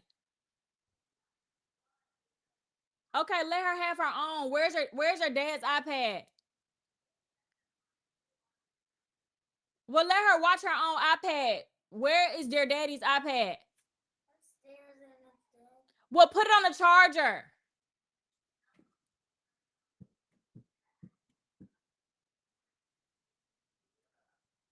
Well, take it off. He don't need it right now. Use your common sense, baby. Jory, put the dang on dog back. I'm about to just fall out. Jory, put. Let me call your daddy and back up these steps. Did you eat your food, Daddy? I'm gonna eat the food. Girl. Somebody else asked me that today. They came up to me talking about, did y'all find Harry? I was like, what are y'all talking about? How did Harry get lost? I was like, oh yeah, I did put it on my story. Yes, I knew Harry was hiding out in my room. Harry loved my room because the texture of my carpet up in my filming room upstairs. Yeah, Harry be running away from them girls. But this doggy was damn. You just seeing that? That was for so long ago. I'm glad I looked a little halfway decent because I was invited by one of my homegirls who was on the cover of the magazine with, and she was like, "Oh, and I was like, I'm not gonna be on the camera or anything because I hadn't got my hair done. I didn't get a chance to get no real outfit.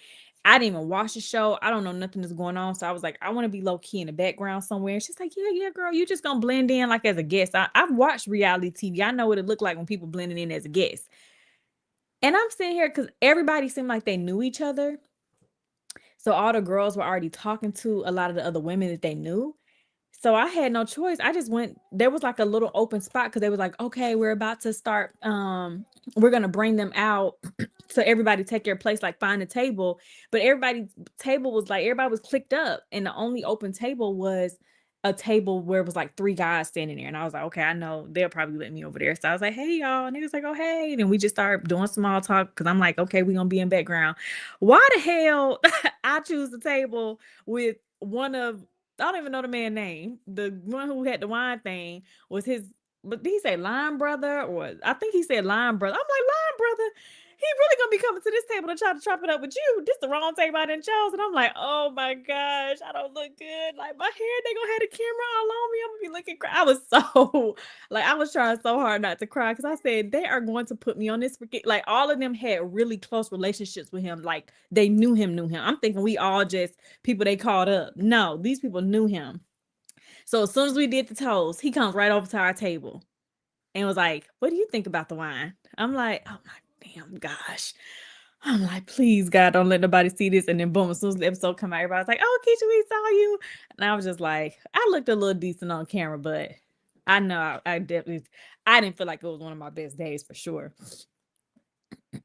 Jordan Denver, what are you doing, baby? Baby, listen. Jory, look at me. Look at me. Look at me. Jory. No.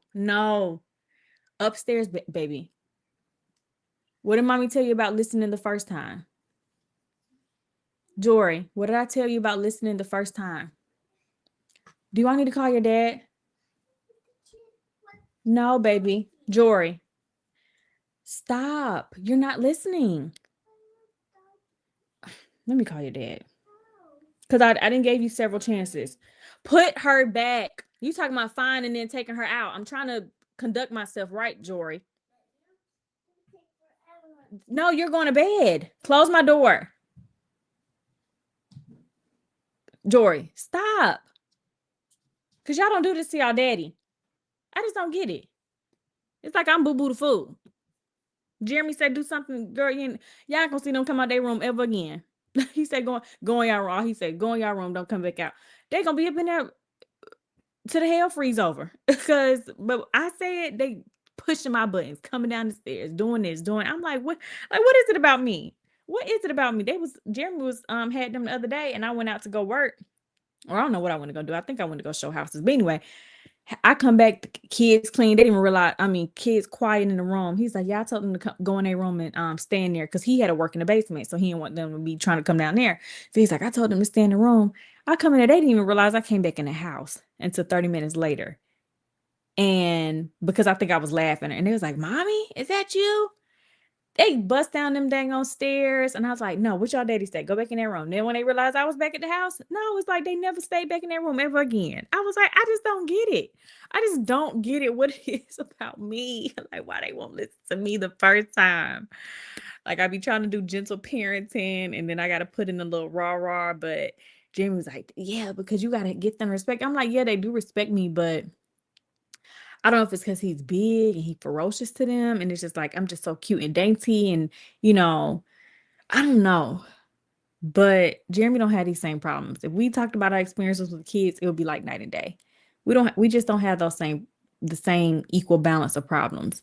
So I hate to have to threaten, because then by the time he has to get involved, now they want to cry. And he don't really be saying too much, but they just be feeling bad because now they know, okay, we gotta listen now. But I tell him, God said, honor thy mother and thy father. I be trying to tell him.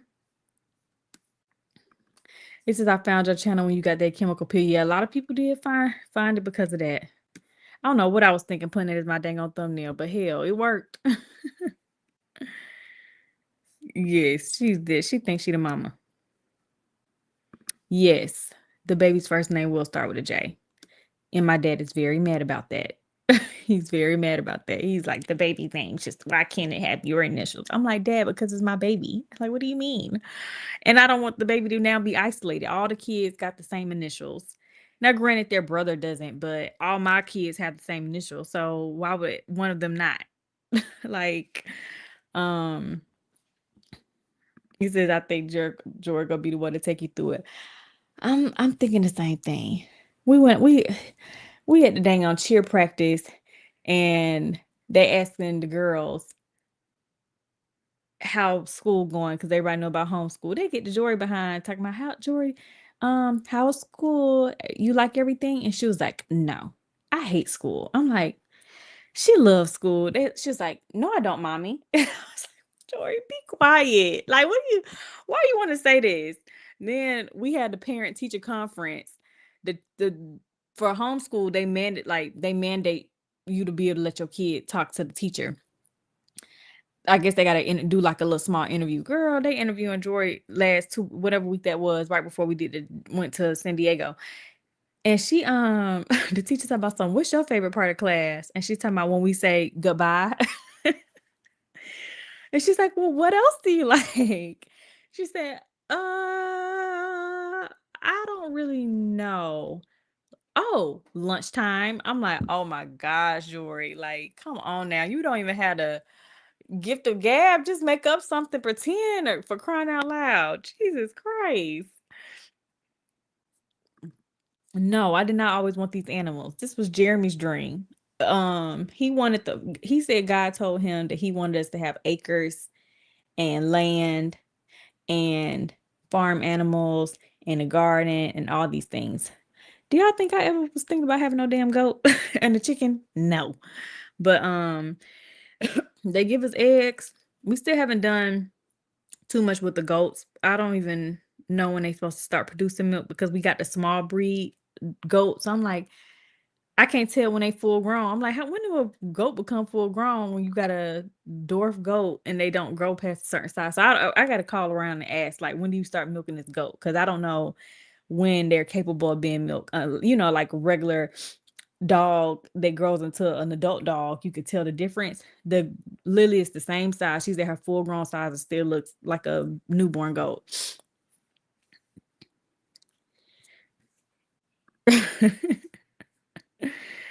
Yes.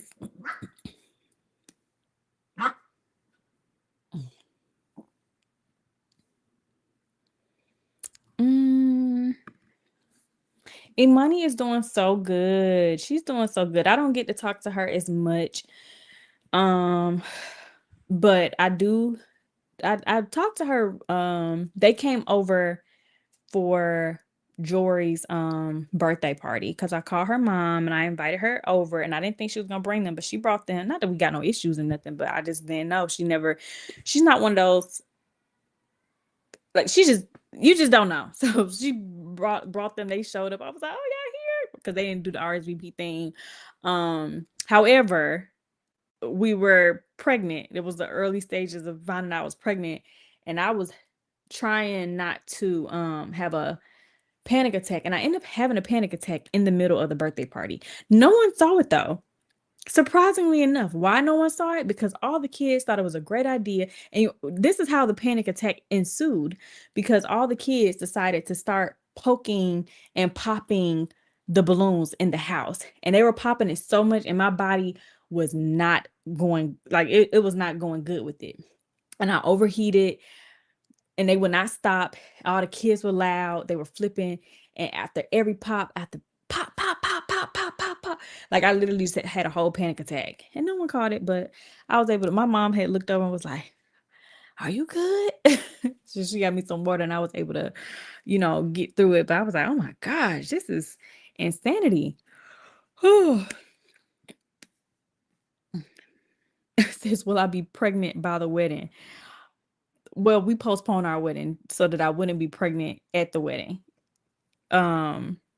And thankfully we didn't have to pay no extra fees, because our wedding venue strict, y'all. They already an arm and a leg. Jeremy remind me that every single time. And I was like, don't forget that payment coming up, babe. So you need to make sure you have your coins. He said, why you want to choose this expensive ass wedding anyway?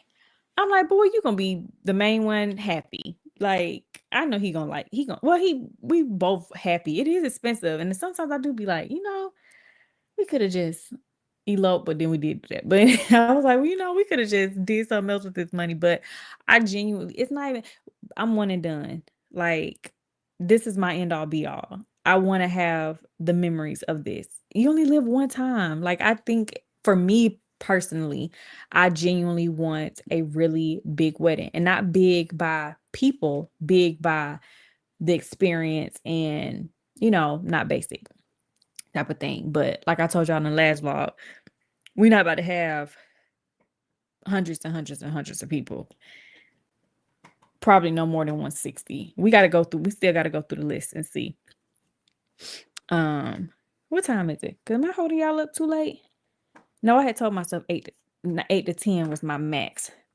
Yes, we still have Harry Potter. Them intros is gone, girl. Y'all better be happy with this Keyvember intro. I may have to take the word Keyvember out and let this roll on over the Vlogmas too, because I just don't have the time to be filming these intros. But I did say, okay, I need to get like a simple, even if I just pay like a animated person, like what is it called? Graphic designer, to do something real cute and simple. Just something real cute and to the point. Here, I can film myself doing something and then just have the animated person put the stuff together. Then that's just gonna be what it is moving forward. I did say that, but I just have not had the time. And I'm like, okay, I'm not gonna have to put the video up because I don't got the intro. I did say that. I said I needed to get do that prank. I definitely want to do that. I definitely need to do that. No, the coach was a girl. She was a girl. The coach that texted me that was a girl. And the crazy part about it is, so from my first high school, one of my cheer coaches, so remember, the head coach died. It was crazy and extreme. So I didn't tell in the video. I could have swore I told y'all on my channel before, but let me kind of briefly tell y'all how I got kicked out the cheerleading team, real brief. So during the end of Christmas break, I dropped my phone in the toilet and my phone stopped working. And I had the Metro PCS, that square block phone that slid up a little bit and you could type on it. That's the phone I had. I text so much that I knew, like, I could still access. I don't know how to explain what I'm trying to say, y'all. My screen was not working, but I could still access my contacts. I just couldn't see it. So I knew, because I called the same people all the time, how to click the contact button, scroll down, or who's on my favorites. And so anyways, we had a game coming up. My mom and dad co-parented, so I was at my dad's house. Since my phone didn't work, I couldn't figure out who we were playing and which day of the week we had that game, because sometimes we had games twice in 1 week. So I called my mom and I said, "Hey mom, you better stop that. You better not. You better not. You better not. You not Look at you. Look at you. Um, Look at her. Where you think you about to go? We're in a strict camp around here. But anyway. Oh, I thought that was Dory back at the door. I'm about to say, girl. But don't bite that. Because what is that you biting anyway? Oh, that's some envelope. What are you doing? But okay, back to the story. I called my mom. I said, "Hey mom, who do we play for the next game?" Because I can still talk on my phone. Remember, my screen is just black, but I can still talk on my phone. So I called my mom and I was like, "Who do we play?" And she was like, because my girlfriend was on varsity, I was on JV. So when I talked to her, I was like, I have a game tomorrow, which was a Saturday. And she was like, "Oh, I have a game too. So I'll see you tomorrow before I head off to my game." Her game was they were going to be in the bus riding off to the school. I didn't know if my game was a away game or a home game. So I didn't know. So I called my mom up. When I said, "Mom, who do we play next? And is it away or is it home game?" She tells me to school and was like, "It's away." Because she was like, "Well, who did you play last?" So I tell her who I played last. And instead of her actually paying attention to the date of the next game, she just went on my cheer list and saw, I can't remember the schools at this point, what school, but I know who was in our APS school. So let's just say it was Carver. So I say, "Oh, Mom, we played Carver." So she just looked at the list. I was like, "Oh, Mays is the next game." She didn't look to see, "Oh, you actually had a bye week this week and your next game is not until Tuesday." So she was just like, "Your next game is at Mays and it's an away game." So I was like, "Okay, cool." So I told my girlfriend, like, "Oh, I got an away game too. So I got to get there early. We'll probably see each other." My mom dropped me out because it was actually, I remember, now I know exactly what date it was because I forgot it was my daddy's birthday. It was my dad's birthday, January 16th, when all this happened. My brother was also in the hospital because I don't know, something happened to him. He was in the hospital. So my mom had to drop me off earlier because she had to go get my brother from the hospital and finish with him. And then it was my dad's birthday. So I get to the school. I'm one of the first people who get to the school. I see 2 school buses lined up. I go in through the side door. I tell my mom bye. I go in through the side door. It is about 3 people in the gym already. All 3 of those are girl basketball varsity people. So I come in there and she's like, "Oh," I'm talking to them. I'm like, "Oh, hey, such and such." I went to middle school, one of the girls, and her mom was actually there. So she was like, she's like, "Oh, who y'all playing?" I'm like, "Oh, we playing Maze, da da da, so away game, blah, blah, blah. We just waiting." So I was like, "Well, whose bus is that? Is that y'all bus or our bus?" And they was like, "I don't know, actually, as a matter of fact."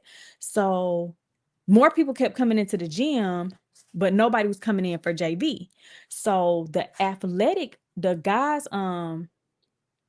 guys coach ended up coming into the gym and I'm real cool with him. So I'm like, "Mr. Ellaby, I said, where's our bus and where's my people at? Because like no one has come through here for JV yet." And he was like, "I don't know. Do y'all have a game today?" And I was like, "Yeah, we playing Maze." And he was like, "Oh, okay." And then he was like, "Well, go ask the bus driver." So I went and asked the bus driver. I was like, "Hey, are you here to pick up the varsity girls? Or are you here to pick up JV players?" And she was like, "Oh, I'm here to pick up the varsity." So I'm like, "Well, dang, where our bus at?" So I go back in here and I'm like, "Mr. Ellaby, they said they're here for the varsity." So the bus driver ends up calling down to whoever the bus driver people are to say like, "Hey, our bus is missing. There's a JV game going to Maze and the bus is not outside."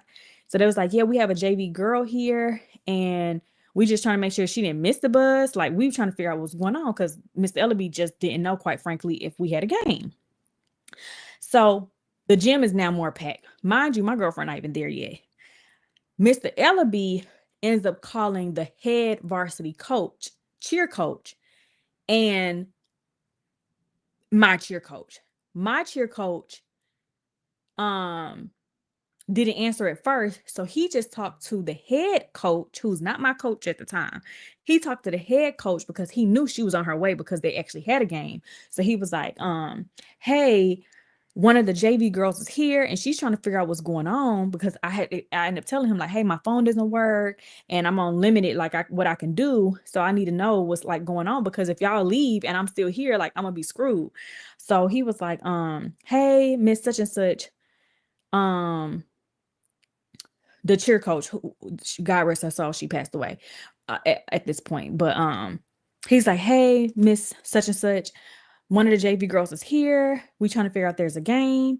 So then she's like, one of the JV girls is here. What is she there for? And she was like, she said there's a game. And she's like, no, there's no JV game. So she's looking at me and she's like, there's no JV game. I was like, there's no JV game. I was like, how's there no JV game? My mom just told me it was a game. So I called my mom. I'm like, Ma, they saying there's no JV game. And she was like, what? What are they talking about? So I'm not really thinking nothing of it. He just told me to sit down because I was like, my mom can't come back right now. What time are y'all leaving with the buses? Because my mom can't come back right now. She's at the hospital with my brother. So I was like, if the buses leave, my mom, like the girl who was there, who I went to middle school with, her mom, Tamira, her mom was there. I knew Tamir and my mom knew Tamir and her mom. So I went to Tamir's mom and I said, hey, my mom is at the hospital with my brother. If they allow me to ride the bus, or if I can't ride the bus, can I ride with you to the game? And my mom said she'll come and pick me up from the varsity game. So she's like, yeah, of course, of course. So we had made arrangements. So now we good to go. We good to go, y'all. So I'm just mingling with the rest of the varsity players, just like, dang, I don't know how this happened. My mom, blah, blah, blah, just laughing it off, not thinking nothing of it, y'all. Next thing you know, and it's cold as hell outside and raining. Next thing you know, you just hear a big boom, and the door to the gym opens up. And I'm just looking like, what the hell? And it was the head varsity cheer coach. So she come through there and you could tell she's pissed, but I'm not thinking it had nothing to do with me. I'm making sure ain't no accidents going on. Hold on. Don't play with me. Start doing all that sniffing. Hold on, y'all. I think, hold on, y'all. I'm gonna come right back. I'm gonna tell y'all the end of this. Hold on, right quick. Hold on. Do you gotta go outside? Come on. Hold on. Let me get my house coat on. You ain't gonna get me sick. Come on. Come on. Come on. Oh. Come on. Real quick, y'all. Hold on.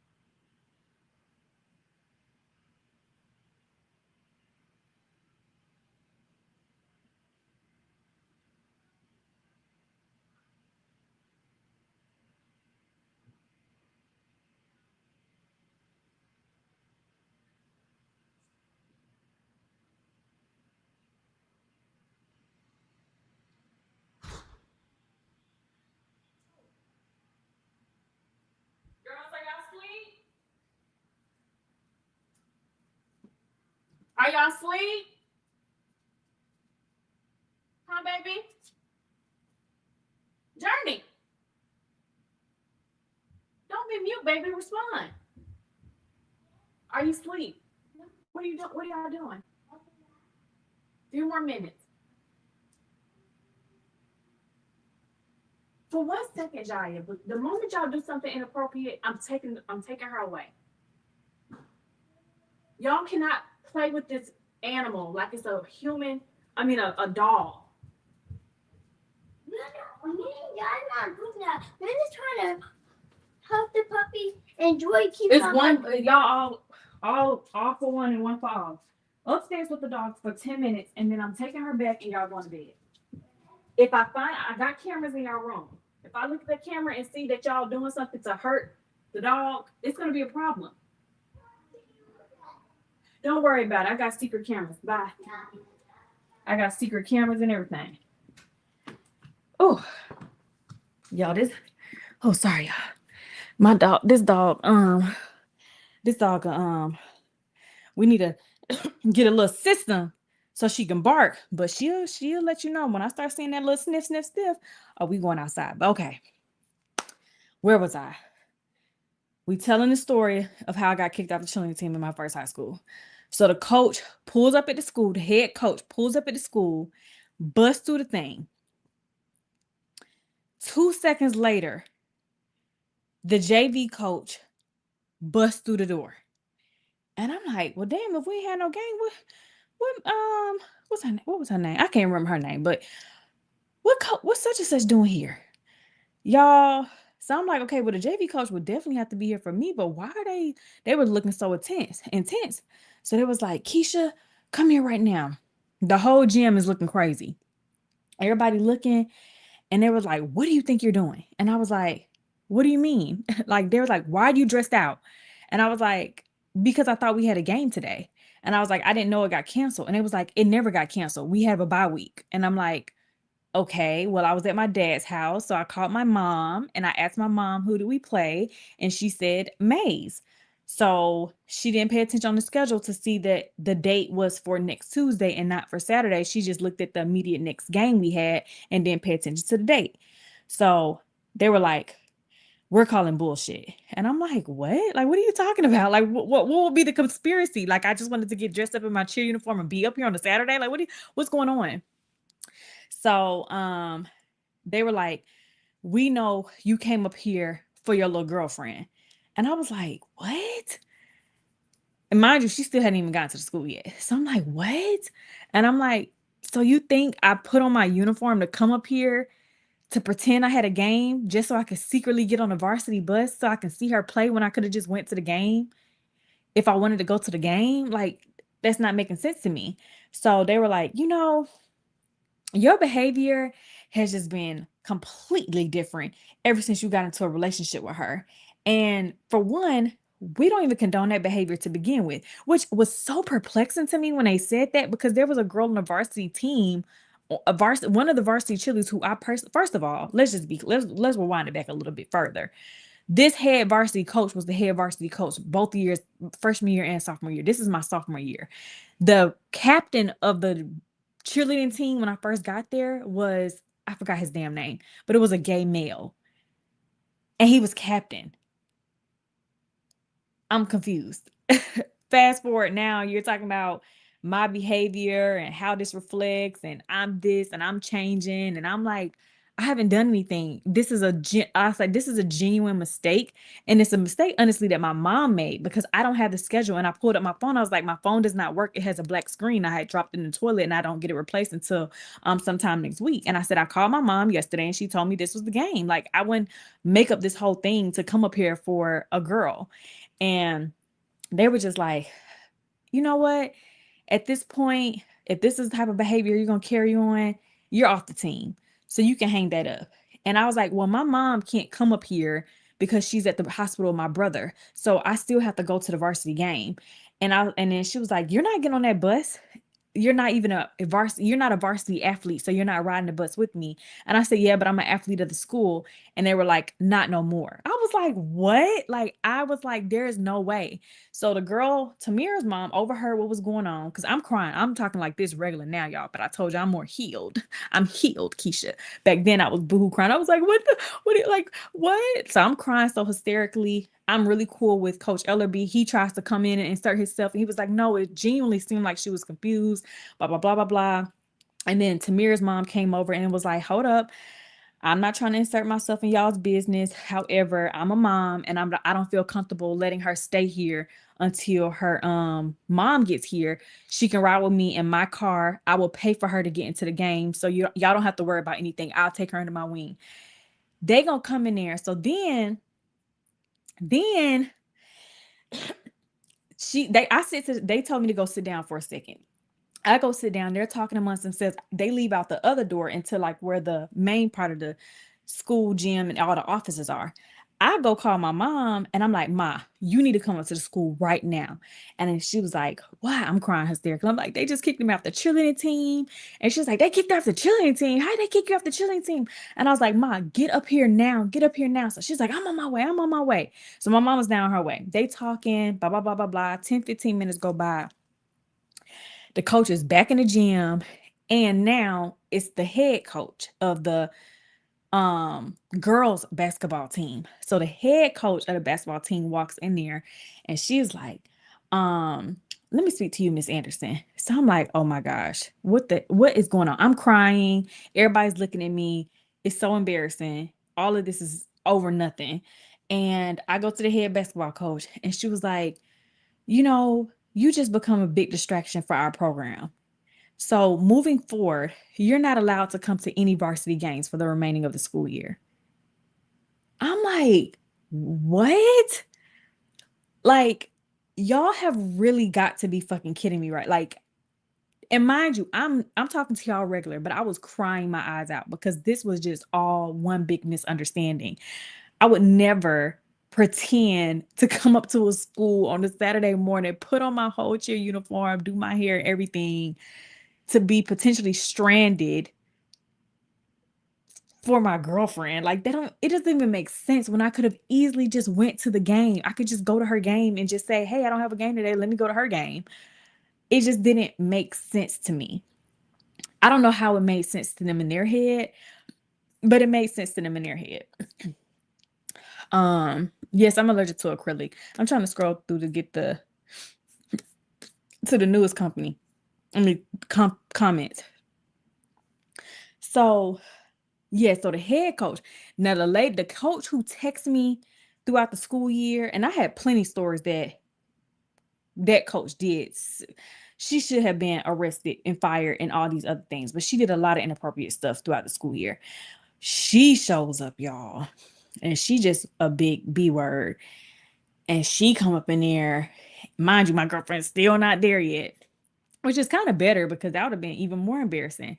She ended up eventually coming right when I was leaving. So this is like 15, 20 minutes has gone by, 30 minutes probably at this point. And they were about to round everybody up for the bus. And my phone is blowing up and I knew it was my girlfriend at the time calling my phone. And also in compilation with my mom because I had like certain ringtones for everybody. So I know one of her teammates probably like, girl, your girlfriend up here and she just got kicked off the cheerleading team and this, that, and the third, blah, blah, blah, blah. So I didn't want her to be the one to vouch. She'd be like, you can ask her, da, da, da, da, da, what we had a conversation about, but it was just crazy. But mind you, my mom has no idea that I have this girlfriend. So my mom just hears I got kicked out of the cheerleading team and my mama is a rider, honey. She is riding till the wheels fall off. Let me tell y'all what my mom did when she got there, y'all. But anyway. So the mean coach who was texting me being rude at that little trip they had, she came in there and she co-signed and was like, if we see you at any varsity games, you I think I should escalate this for you to potentially get ISS and blah, blah, blah, blah, blah. And I'm just like, how am I getting all these consequences if me and my girlfriend pretended to concoct this whole plan for me to be there? First of all, she was a senior. She had resources. She had a car. Her mom gave her a car and she just had multiple resources. If I needed to get to the game, I could have gotten to that game. I just couldn't believe they really took it to that extent. And I just didn't understand it because I knew there was another girl that very year who was on varsity who was gay. So I'm like, but she's still cheering. So what is the big deal about me? And she was a girly girl. So I'm like, what's the difference between me having a girlfriend and this girl having a girlfriend? Like, I just felt like it was a target on me. I was just like, what the hell is going on? Y'all. Now you thought that when those coaches came pushing that dang on door, it was some scary stuff. My mama got out her damn car, and I told y'all my mama don't play that shit. Y'all know. Y'all done heard her on D Live talking. That's why I don't be liking my mom to get involved in stuff, because she also got a very lethal mouth, and she don't have that discernment in her brain that says this probably I shouldn't say this out of my mouth. Like, she just gonna fucking say it. So y'all, she came in there and she was like, what the fuck is going on in here? And they was like, oh, you need to calm that down, Miss Anderson. Your daughter is removed off of the team. We will follow up with you next week. And she's like, fuck all that next week shit. Y'all need to follow up me right fucking now. But I didn't want my mom to be following up, because I didn't want them to come over there and be like, well, we think she came here because of a girl, because that would have just really been, and then then it would have just been all bad. So I was like, Mom, so I'm getting all my stuff. And I was like, Mama, let's just go. Let's just go. Like, let's not even worry about it. We don't even got to worry about it. And I'm crying. She said, no, y'all got my daughter fucking crying. Y'all got me picked up. Y'all need to tell me. So then it was like, well, she came up here. She knew she didn't have a game. She said, no, no, no, no. That's motherfucking me. She called my phone yesterday asking me about her game. I didn't look at the date. That's my bad. So you're calling me a motherfucking liar. You're telling me I'm a fucking liar. And they was like, no, but she knew, because at the last game we said see you such and such. And I was like, no, I did not hear that. Like, I don't even, like, we don't be paying attention to what y'all be talking about all the time. Like, whatever y'all, if you said that, I don't remember you saying that. We be talking to each other and I don't have to listen to y'all at the end of the game to see when we, like, that just never happened. My mom was just like, you a bitch and you a bitch. Fuck all y'all. Da da da da. Y'all gonna see me first thing Monday morning right up at this motherfucking school. So da da da da da da da da. Y'all, I left out there. I said, oh my gosh, my mama just really, she was just like, and I'm calling, when I got in the car, she said, yeah. So y'all know my mama love being on that phone. So she calling everybody. Keisha's motherfucking coach is talking about something. I'm a liar. Da da da da. I gotta lie for them. Like, she's going off. Like, she's going off, and she just could not figure out why they would think that I would concoct. She's like, why the fuck they think you would come up here anyway? What? So you just want to be up here? Like, what? Like, what's the, like? And I was just like crying, like, mama, just let it go. Like, please, I just don't want to deal with it. Da, da, da, da, da, da. She was like, I'm gonna come up. I'm gonna be, you don't gotta worry about me. I'm gonna be right up there at that meeting. So I had to lie to my mama and tell her the meeting was canceled, and that they are gonna. So I called her when I got to school on Monday, and I was like, oh my, you don't gotta come up here no more. They canceled the meeting. They said that they think they're gonna let me cheer. So she ended up not coming, but I went to the meeting by myself. So it was me, the athletic director, varsity coach, JV coach, and both of my girlfriend's coaches. I just could, when I think back to this stuff, I can't believe like I really had to endure all of this. Like, I can't believe I had to endure all this.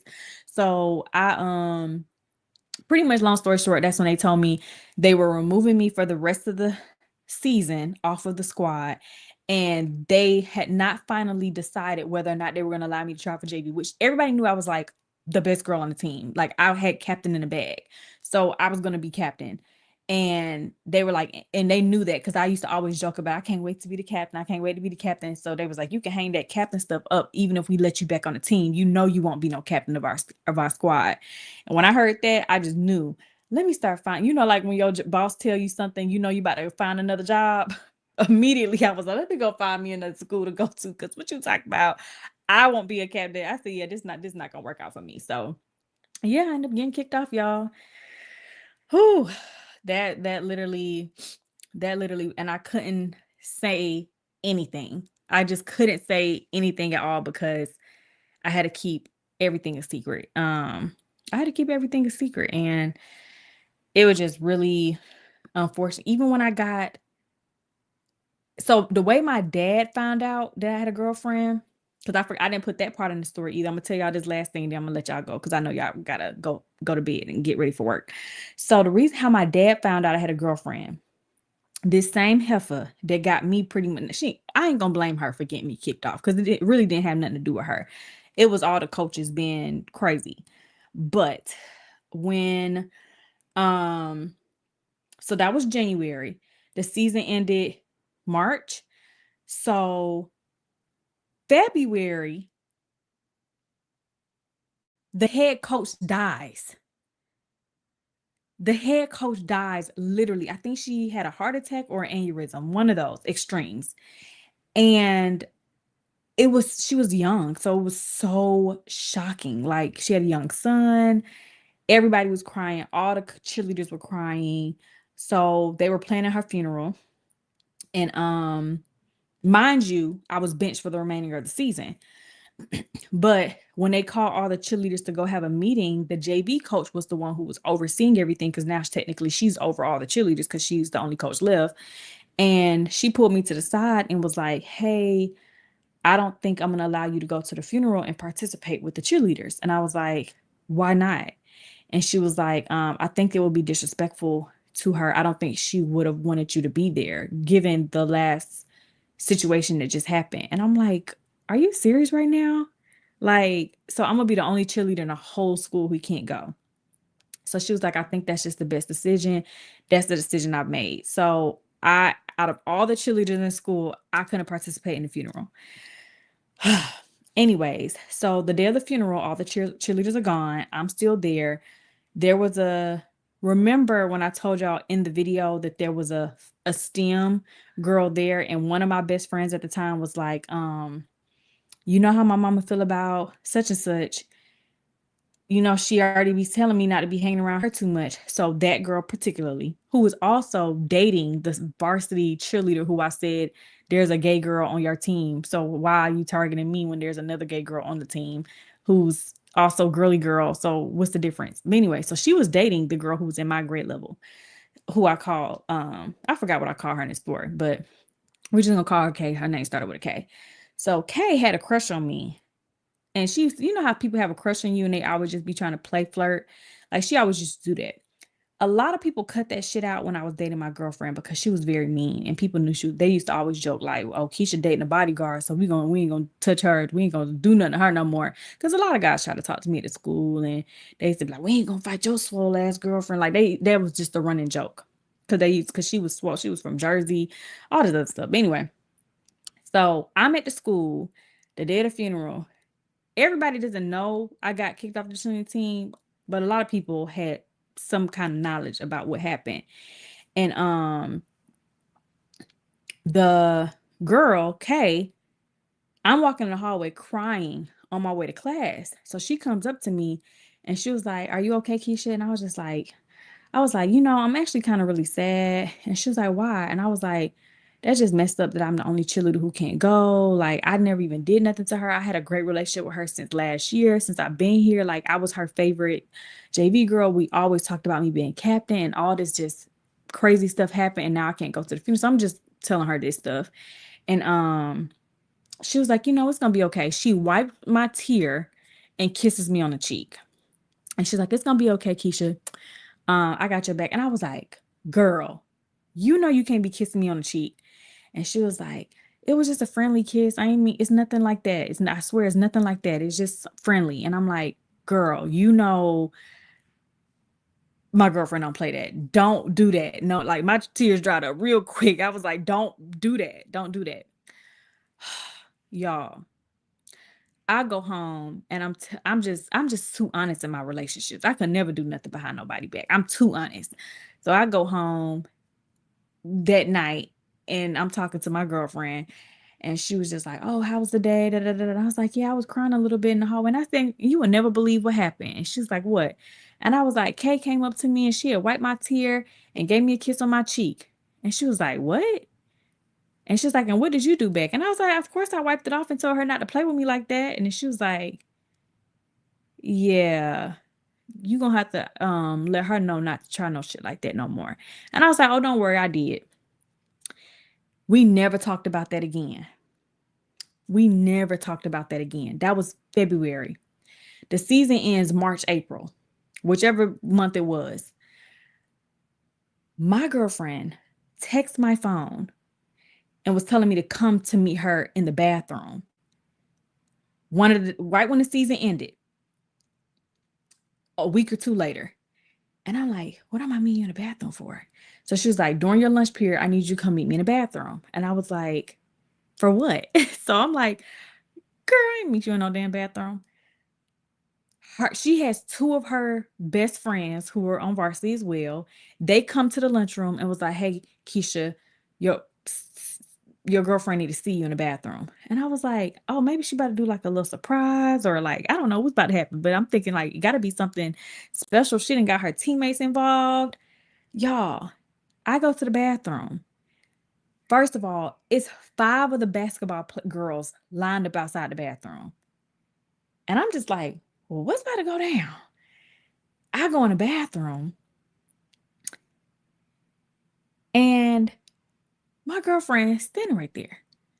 So I'm like, yes, like, what'd you call me to the bathroom for? I hear the toilet flush. Kay walks out the stall. So I'm looking like, I'm thinking she about to tell her, like, leave because she got to talk to me about something or whatever. And she goes up to Kay and punches her dead in her mother freaking face. And I'm standing right there, flabbergasted. Like, and she's like, "Can't you motherfucking kiss Keisha? You thought I was gonna forget that shit? I've been saving this and waiting for the season to fucking end. You better not motherfucking try me like that no more." She's crying. The girl Kay is crying. She's trying to get her glasses. And I'm just like, so she go back in, about to punch her again. So I had pulled my girlfriend arm back and I was like, please stop. Like, please. Like, little old me. I'm like, please stop. Like, please. We don't, like, why are you doing this? And she was like, fucking stay out of this, Keisha. And I'm just like, what the fuck is going on? So her friends outside, like, I guess I realized they were they were keeping watch. And she was just like, don't you motherfucking try me. The season is over now. Don't you even look at Keisha no more.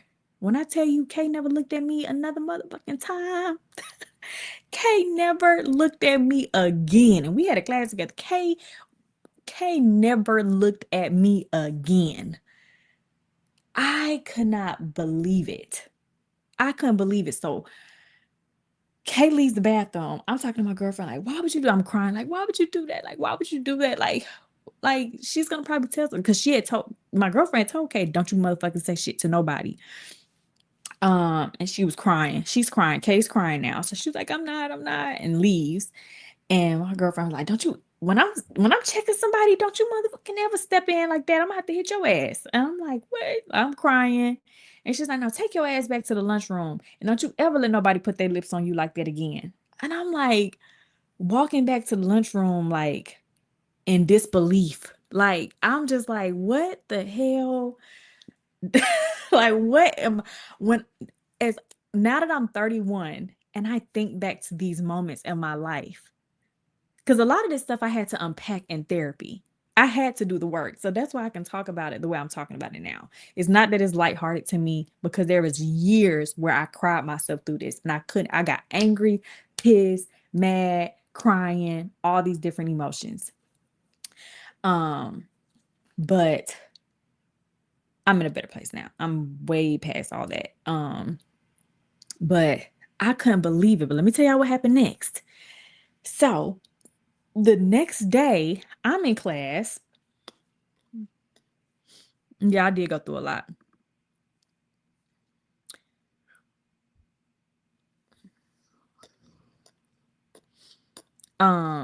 No. I've talked about my trauma. Trauma doesn't stop because of a marriage. I think that you think that a lot of people don't realize there's levels and growth to being with someone, and that's ongoing and for the eternity, the day we said our vows. I'm sharing my truth because I've healed from it. And no matter what time period of my life that I've healed from it, while I've been healed from it, I just decided to share these parts of me now, which he's very much aware of me and he encourages me to share my truth in a tasteful manner. I'm not sitting up here talking about I'm reminiscing about loving somebody or wanting my ex or nothing like that. I'm talking about real stuff that people go through. I was 15 years old. I was a kid. Like he's mature enough to understand all of those things. But the people who get it, get it. The people who don't, they don't. But you can click off. Nobody's forcing you to be here if you don't want to hear nothing about this. But baby, I got my marriage. I got it. But yeah, she didn't have to do all that. She didn't, the, yes, it definitely, a lot of people reached out to me after watching it because you will be surprised. Hell, nobody knew I even went through none of this stuff. Nobody in my life who was in my immediate life at the time knew that. And I would be damned if I found out at a period of time later, any of my kids have dealt with this. Even if I found out 24 hours later, I'm gonna be in my feels. I had to take so many losses in other aspects of my life because of the healing that I had to do and that I wanted to heal. And I knew that I was damaged from my past. I had to talk about it. I had to get help. I had to be strong enough to advocate. Do you know how many what is it called? Outreach helpers or victims of sexual abuse or victims of childhood this, and they married but they're still going around telling their testimonies. That's how crazy you sound. Like, so all the people who have endured something, the moment they get married, they need to shut up. Like, what? That don't even make no sense. I'm telling these stories because it's supposed to help somebody. I want y'all to understand the things so y'all can be aware. A lot of y'all are older who have kids who are probably in middle school going on to high school. So these are things to be aware of and understand the complexities that can be going on in your kid's life. And you have no idea. You have literally no, you just make their dinner and they going into a war zone the next day at school every single day. And there's a high rate of unaliving these days. I'm getting to the point where I'm able to share these things because now people can pinpoint what to look for. But anyways, let me get back to what happened next because I hope my moderator removed that person. What happened next? The next day in class, I'm just sitting there minding my Black-owned business. I think I did tell my best friend, like, my girlfriend hit K, y'all. Like, oh my gosh. And people know, like, Kay made it very obvious that she was avoiding me, and she was really cool with my other best friend. So one of the classes we had, and they had told her to come over for a second to talk to something. She just kept, when she got like near me, she was like, okay. And it was like, what's wrong with her? Like, being all dramatic. But anyway, so I'm in my class. Next thing you know, over the intercom, hey, such and such, can you send Keisha Anderson to the assistant principal's office? So I'm like, assistant principal office? What the happened now? Y'all, I go down to the assistant principal's office.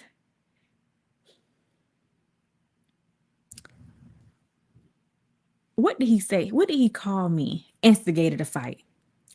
He gonna tell me, hey, so it's been brought to my attention that you instigated a fight. And for that reason, we're going to suspend you. And here I go crying again. I'm like, what? Like, I instigated a fight. I said, no. That's not what happened. And they were like, did you tell such and such? Because they didn't say your girlfriend or da. They said, did you tell such and such, which was my girlfriend, that such and such kissed you? And I was like, yes. And I said, but it was not a lie. And I didn't say, hey, she violated me, I need protection, I need you to go beat her butt. I just simply told her something that happened 2 months ago when we were on the phone. This was 2 months ago. And I said, when the cheerleading coach passed away, when I was crying, I just told my girlfriend that such and such kissed me on the cheek in the hallway. And I just told her in casual conversation. And he was like, because I told her that, my intentions was to evoke a fight. That's what he got from that situation. And I'm like, I'll be damned.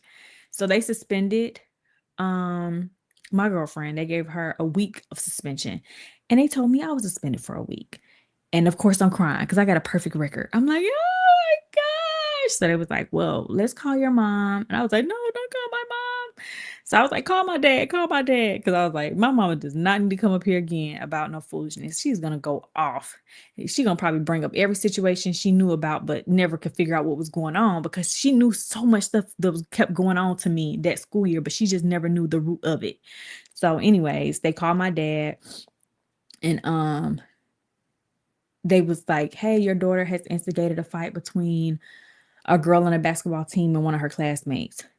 So my dad was like, why would she instigate a fight between a girl on a basketball team and one of her classmates? And they were like, well, the girl and her classmate allegedly kissed her on the cheek and she told one of the girls on the basketball team. So at this school, we don't condone this type of behavior. And my dad was like, no, that's not instigating a fight. That's just having a conversation. When did she tell her? And did she tell her deliberately to go and put her hands on somebody? So he said, let me speak to my daughter.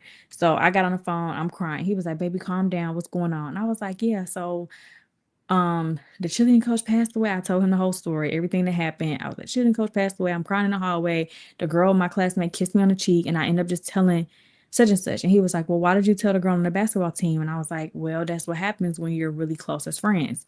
So then the damn assistant principal gets back on and is like, well, Mr. Anderson, um, I hate to have to interfere, but we think the reason why she told her is because that's actually her girlfriend.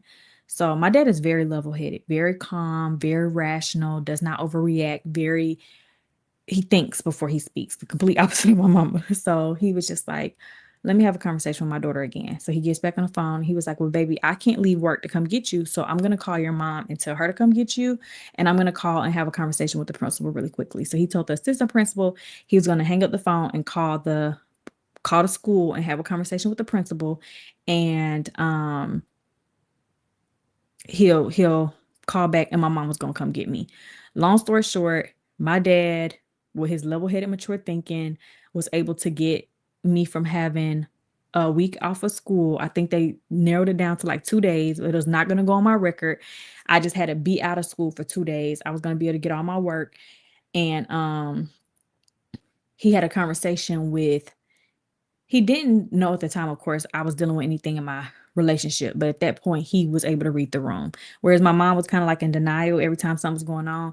My dad was he was able to read the room very quickly. And plus, my mom and him co-parented very, very, very well throughout our whole entire lives. So when the first time I even told her about that, she did call my daddy up and put that little nugget in his ear.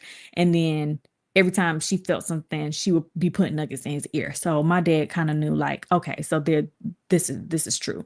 So my mom ended up coming to pick me up, and my dad talked to me about it and was like, he's not upset with me. He wants me to be able to just talk to him and just tell him what was going on. But I was just too embarrassed and ashamed of all the stuff that was going on. I just was like, no, Dad, everything's okay. Da da da da da. I don't really want to talk about it. Because at that point, it was just, he found out after so much damn stuff that already happened. I was just over it. The only thing I was focused on was transferring to another school.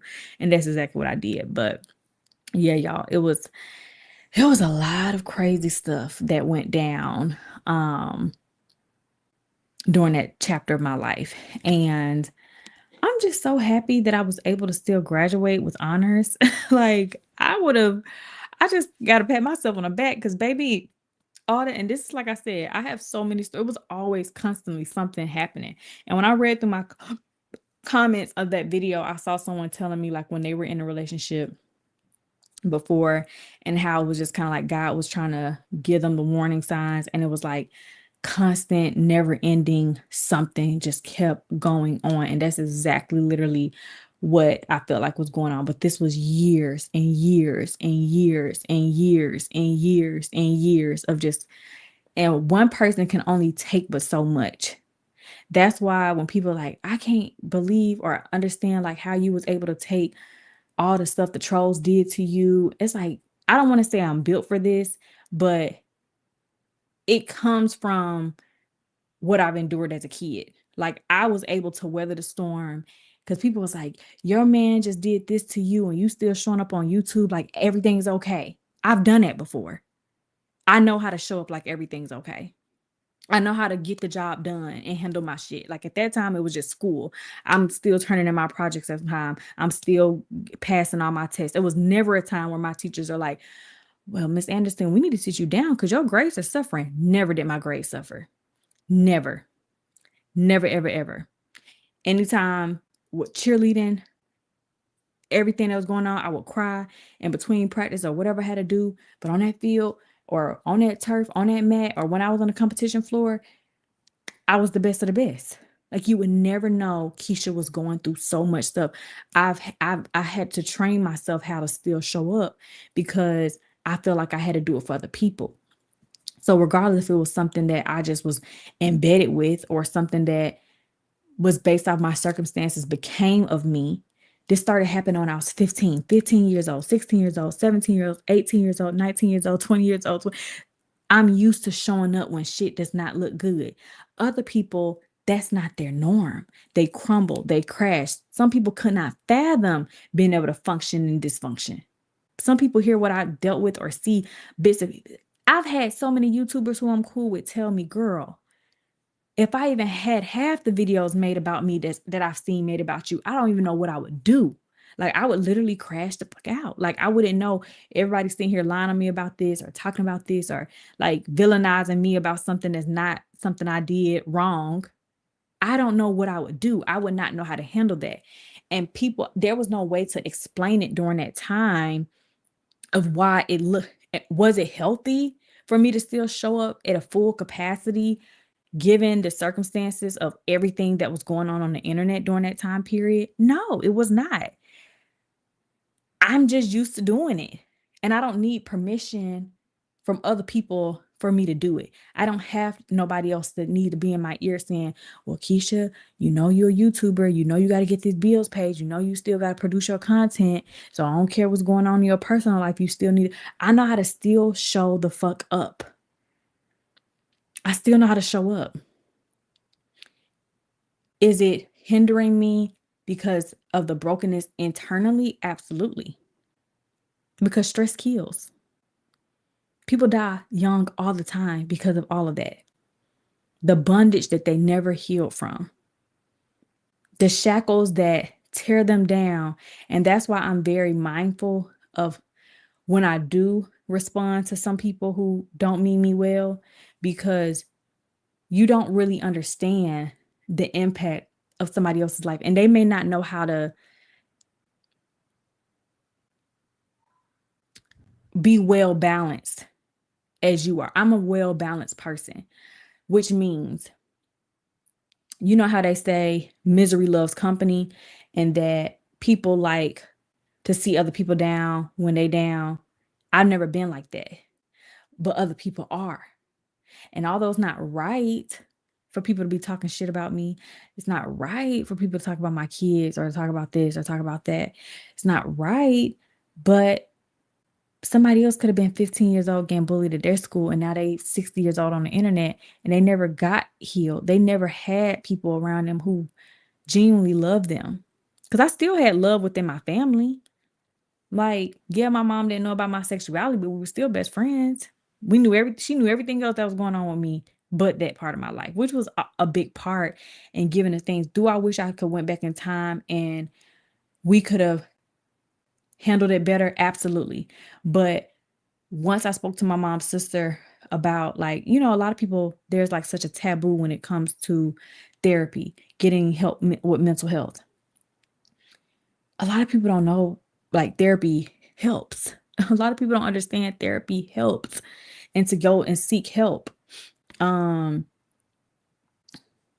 have considered being a mentor before, and I do kind of want to get back into that because I know the world needs it. I guess I got to pray about it and hope that God can align me with people who really could benefit from getting that mentorship from me, because I know I have a lot to pour in.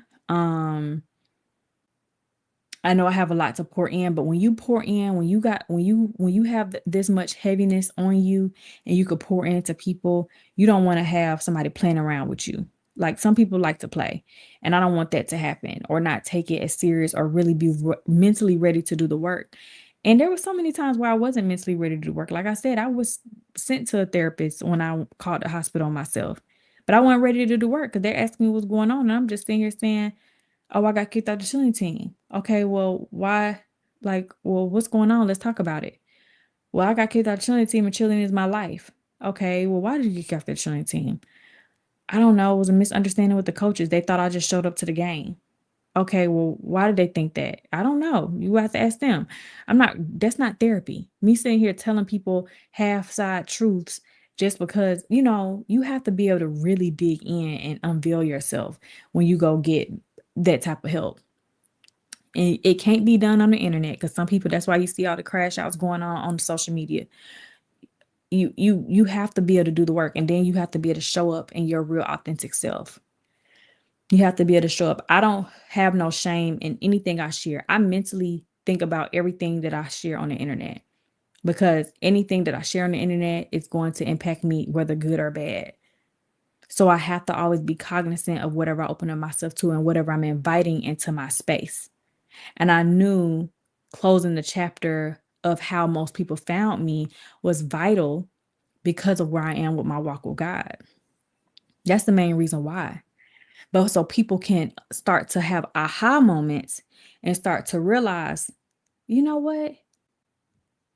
I feel like I act this way, or I do this because of this and that and the third, and they can have their own aha moments. My purpose right now on my platform is not just to entertain you guys. Although that's great. I love sharing my life with you guys, but I have a bigger mission that I've been called by God to do now. And that's to save as many souls as I possibly can. And that means sharing these uncomfortable truths about parts of me, so that when people see such destruction and seeing me still stand 10 toes down about God and Jesus being real, and how I'm able to give myself to them wholeheartedly, how I'm able to cry out and still believe that there's a God in the midst of all these things. Because some people can listen to this, and when you really think about it, be like, well, you mean to tell me at 15 years old, you had to deal with this, this. And let's not even mention all the other stuff y'all know about that I shared. Not in great detail, but y'all at least know the grand scheme of things. You going to bed, Journey Bean? Did you brush your teeth, angel face? No. Go brush your teeth, baby. I love you. But all those things that in the grand scheme of things have to start making sense. There's a lot of pieces of me that have to heal and that have to be comfortable with the discomfort because I'm a mother now. So I have to be able to face these things head on. There's so many challenges that come with motherhood. Hell, even like even just having your kids listen to you. It comes with so much. And a lot of people give up. A lot of people give up. A lot of people, hell, I had all the stuff I done been through. I should be people really be saying, we're gonna be calling CPS. Some people just beat the hell out of their kids because they can't deal with everything that's been stacked against them for so long. Then when it get like, yeah, when you was 10, 9, 8, 7, 6, that was like, oh my gosh, I can't believe you went through that. But then when you become a mom, people don't give you grace no more. They're like, well, you're a mom now, you got to snap up out of it. And it's not to say whether or not well, beating your kids is never an excuse for that. Like, I don't believe in harming kids. My kids don't get whoopings. We just use our words. I will do a little pinch. I will do a little pinch, like if you don't listen, but that's like worst case scenario when they really not listening. But other than that, no. And Jeremy doesn't believe in whooping either. But ultimately speaking, even when y'all hear me and Jeremy's story and our testimony in the podcast that we do, a lot of that is coming from a healed place because we both had to do the work. If Jeremy ever, now I know he's gonna be doing his podcast. I don't know. He's healed and did work with me. There's parts of Jeremy that and parts of me that y'all would never get, and parts of him y'all would never get. The world would never know certain parts of us. Only that's safe for us. However, I really hope, and I'm going to encourage Jeremy to share as much of his truth as he possibly can feel comfortable doing, because so much more would make sense for him if y'all heard some of his truth. And I don't want to get into any of it at all because I don't want to speak for him, but his testimony and things that he has endured and beat the odds with, just the fact alone, I don't even want to get into it. We can talk about that in the podcast, but there's just so much. The Jeremy y'all met that showed up, people can't even believe. The people who know us in real life for sure, because y'all can see whatever he edits and puts, because I don't watch his channel, but whatever he edits and puts on his YouTube, he's not really on my channel. So the only parts of him y'all really see is whatever he's putting on social media. But the people who really have been around Jeremy from the beginning of our relationship to now, or who know him all his life and then come into his life now, like people continue to tell me like, wow, like Jeremy's like I can't believe he was able to get to this point. And it's because they can't be afraid to do the work. And I encouraged him to do that work. Once I started realizing what was going on, I'm like, oh baby, we got to heal together. We got to be on a healing journey together because it's never gonna work if we don't both heal. I can't be healed over here, seeing clearly over here, and you not. Like this, we're not gonna be compatible at that point. And I know we have a lot to share about like how that happened, and it's not that we're perfect now, not by far. We still have our little back and forth about minor things. I mean, we're still getting acclimated with a lot. We're welcoming a new child. Hell, we welcoming 2 kids at this point because we just started full on co-parenting with his son's mom. So that's a lot within itself to do that. It's a lot for me, and it's a lot for him, and then it's a lot for us. It's a lot for the girls, as I'm pretty sure it's a lot for her. It's all different moving parts of that. But you got to be in a certain place to be able to do stuff like this. And then, of course, like I said, welcoming our own kid, preparing for a marriage, getting into a marriage, making vows for a marriage, all those different moving parts. It's a lot it's fun and games. This ring I put on my finger is not just for show. It's the symbolism, what it stands for, and the depth of what it really means for me. Because it's not just a material thing. It's not a material item. It's a covenant under God. And you can't mess that up. You can't mess that up. We have to be each other's number one above any and everything. I'm his number one above any and everybody in this world other than God, and vice versa. Same for me. Same for me. And to do that and to be at that place, it takes a lot of work. It takes a lot of work. That's why a lot of people can't do that. They can't follow the order of the Bible because they aren't willing to do the work and see what that looks like. Yeah, you healing and moving forward, and that's something I still work with. I'm gonna get into it because that's one of my biggest things. It was easier for Jeremy to forgive, not me, because I ain't doing that, but it's about other people who wronged him and stuff like that. Once he came into his walk with Christ and he really accepted him, he was talking crazy to me at first. He was he was like, I'm gonna call such and such up, I'm gonna forgive them, I'm gonna call such and such. I said, hold up, hold up, hold up, hold up, hold up, hold up, hold up, hold up. I don't think God says you gotta go reach out and go out of our way to call these people up now. He was talking crazy. I was like, baby, calm down. But I admire that about him. I admire that because he can't tell me to do something that he's not willing to do. Because I tell him, like, I still struggle with it. I still struggle with it. So just because I walk with God now does not mean I don't struggle with that. That's probably one of the number one things I still struggle with is forgiveness. Now, the stuff that I'm sharing with you guys, like the stuff from my childhood, I have forgiven them. I have healed from that. I have moved on from that. But then there's stuff that's more recent that for one reason or the other, it's not as easy to just fully commit to that and fully move in with the unhardened heart. Truthfully. Truthfully.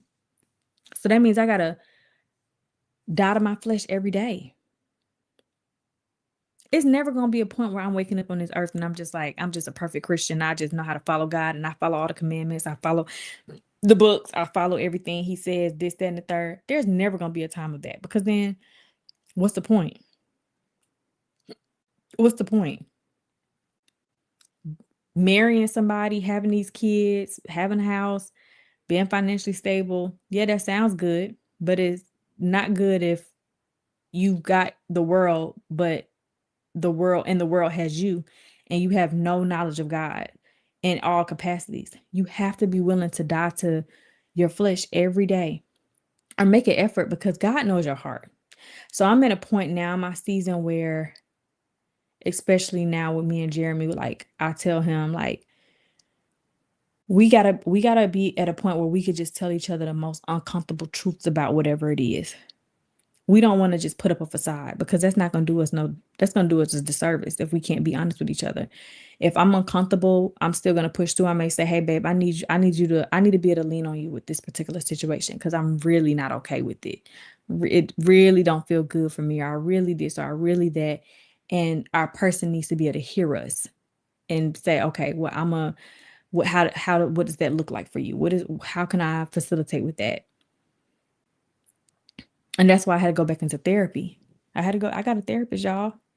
I had to go back into therapy because I'm like, okay, I got to be able to continue to do the work. It don't stop. It does not stop. It does not stop. And I want to continue to encourage all of my audience. When I tell y'all my stuff about God and people going to hell, I'm not saying it to be funny, or I'm not saying it to be mean. I don't want anybody to go to hell. I don't have a hell to put nobody in. If I can have my way, I want everybody to go to heaven. I just know the reality of the situation is that's not going to happen. And now that I know that God is not playing, He is not playing with us. I be trying to tell people, and only way, because I don't know y'all personally. Y'all can see my life in certain aspects and be like, oh, God probably will send her to hell for that. Or God will probably send her to hell for that. But I don't know y'all's life. I don't watch y'all and see what y'all got going on, what mistakes you're making, what sins you're doing.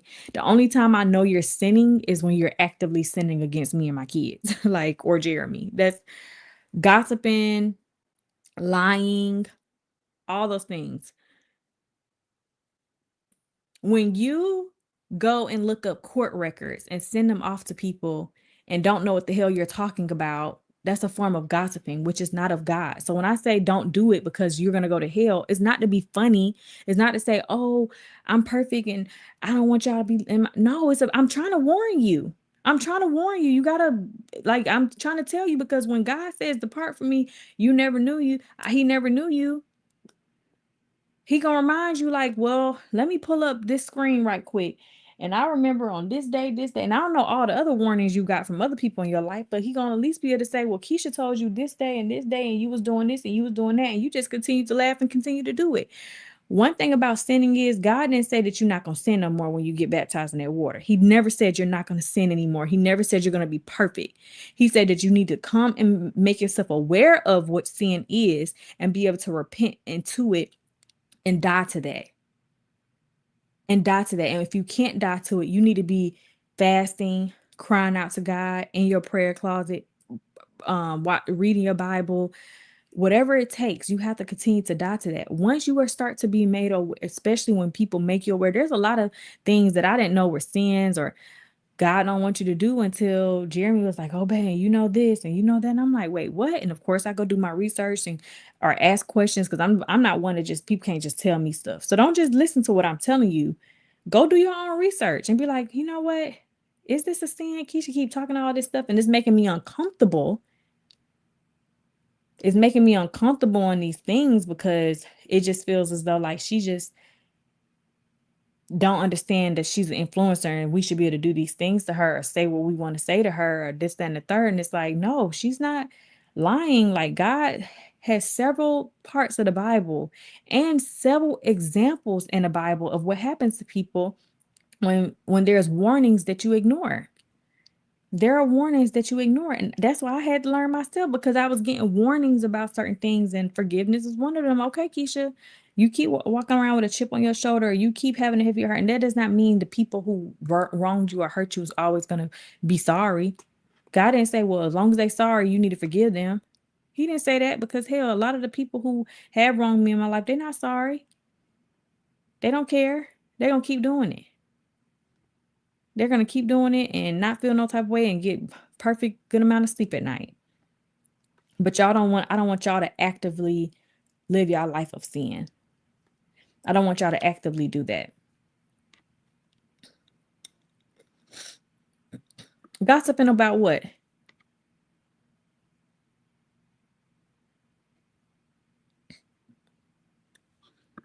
Gossiping about what? Let me know. God has definitely been dealing with me on forgiveness. It's definitely a true testament of his love and grace, because if he can forgive the people of what they done to him, who are you not to? Yeah. And you got to remind yourself of that often. And you've been, hell, some of y'all probably been living as long as me, or a little bit less than me, or a little bit more than me. And it's like 31 years is a long time. There's a lot of things. I could sit here and go on for more hours and more hours of all the little things people have ever done to me. And we don't even got to include YouTube. We could just go from regular life. And everybody has dealt with people who've wronged them, or they got the short end of the stick, or this, that, and the third. Everybody has dealt with stuff like that. And it's not to say it's going to be easy, but as long as God knows your heart that you are making an effort, if you crying out to God every night and say, God, I'm still not there yet, because I got to cry out every night for the stuff that I know I need work with. God, I'm still not there yet. Please, da da da da da da da.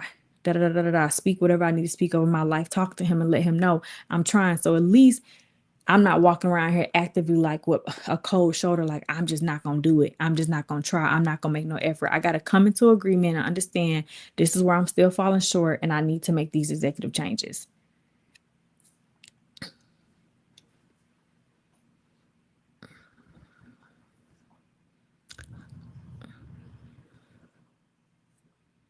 The warning comes before destruction. And for some people, it's really sad because it's too late. It's too late. It's too late. Most of us won't know the time or day that it's our last. A lot of us was waiting for us to get to be older. That's why a lot of older people are the main ones Bible bopping, because they realize, like, I done did all these things for 60, 70 years. I got to spend my last however much God given me, and I just got a Bible bop. And yeah, God is going to forgive them and they can still get into heaven, because Jeremy, I'm sorry, y'all, I don't know parts of the Bible as good as Jeremy. But there's a part of the Bible that he told me about, and he was like, it was like a story in the Bible. Maybe one of y'all would know. And it was like, I forgot how it go, but it was something about, I think one guy was working all day long and he got 10 cents. Let's just say it was 10 cents. And then another guy came in like the very last part of it, and he also got 10 cents. And he got mad and was like, well, I've been working this whole time. Well, I got the same amount of money that he got, but I forgot why I forgot what Jeremy said they got the same amount of money for. But the whole point of it is God is not going to give more grace to somebody who has been following under him and doing right by him since they were 12, just because you didn't find your way until you was 50. But it also does not mean you just be looking at your clock like, okay, well, I got time to keep doing this, or I'm not going to pour myself into God's law. Because once you start coming into understanding of what God, who God is, and who Jesus is, lean not into your own understanding, but into his own understanding. His will should be done at that point. His will should be done. So ignorance is bliss. When you start trying to pretend or ignore it, ignorance is bliss.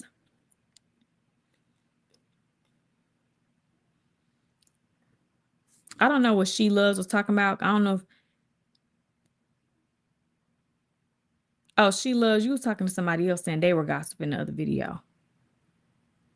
I thought you were saying I was gossiping. I was like, what I was gossiping about? Because baby, if y'all see me sinning, if y'all see me doing something wrong, that's why I make sure I remind y'all I'm not perfect. I'm still working on myself, but at least I know I'm working on myself. I still, like I said, everything that I say or feel or think don't make it to videos, because I'm like, dang, Keisha, that's not good. I shouldn't say this, because I had cussed some of y'all out one time a couple of weeks ago, but I took it out. I was like, you know what?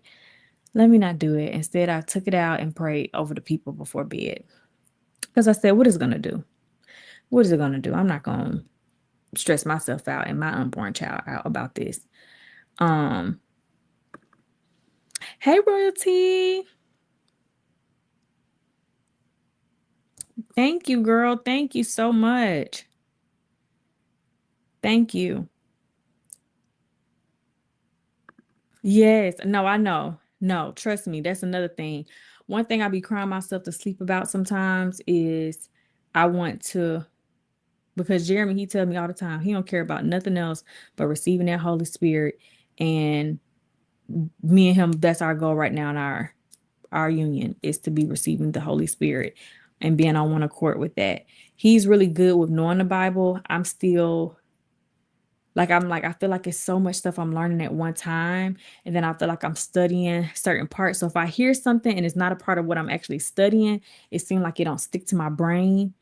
And I hate that keeps happening. But then I get mad at myself, because I'm like, Keisha, you brag all the time about how smart you were and how you was making straight A's, but you ain't got straight A's with this dang on Bible. You will have an F.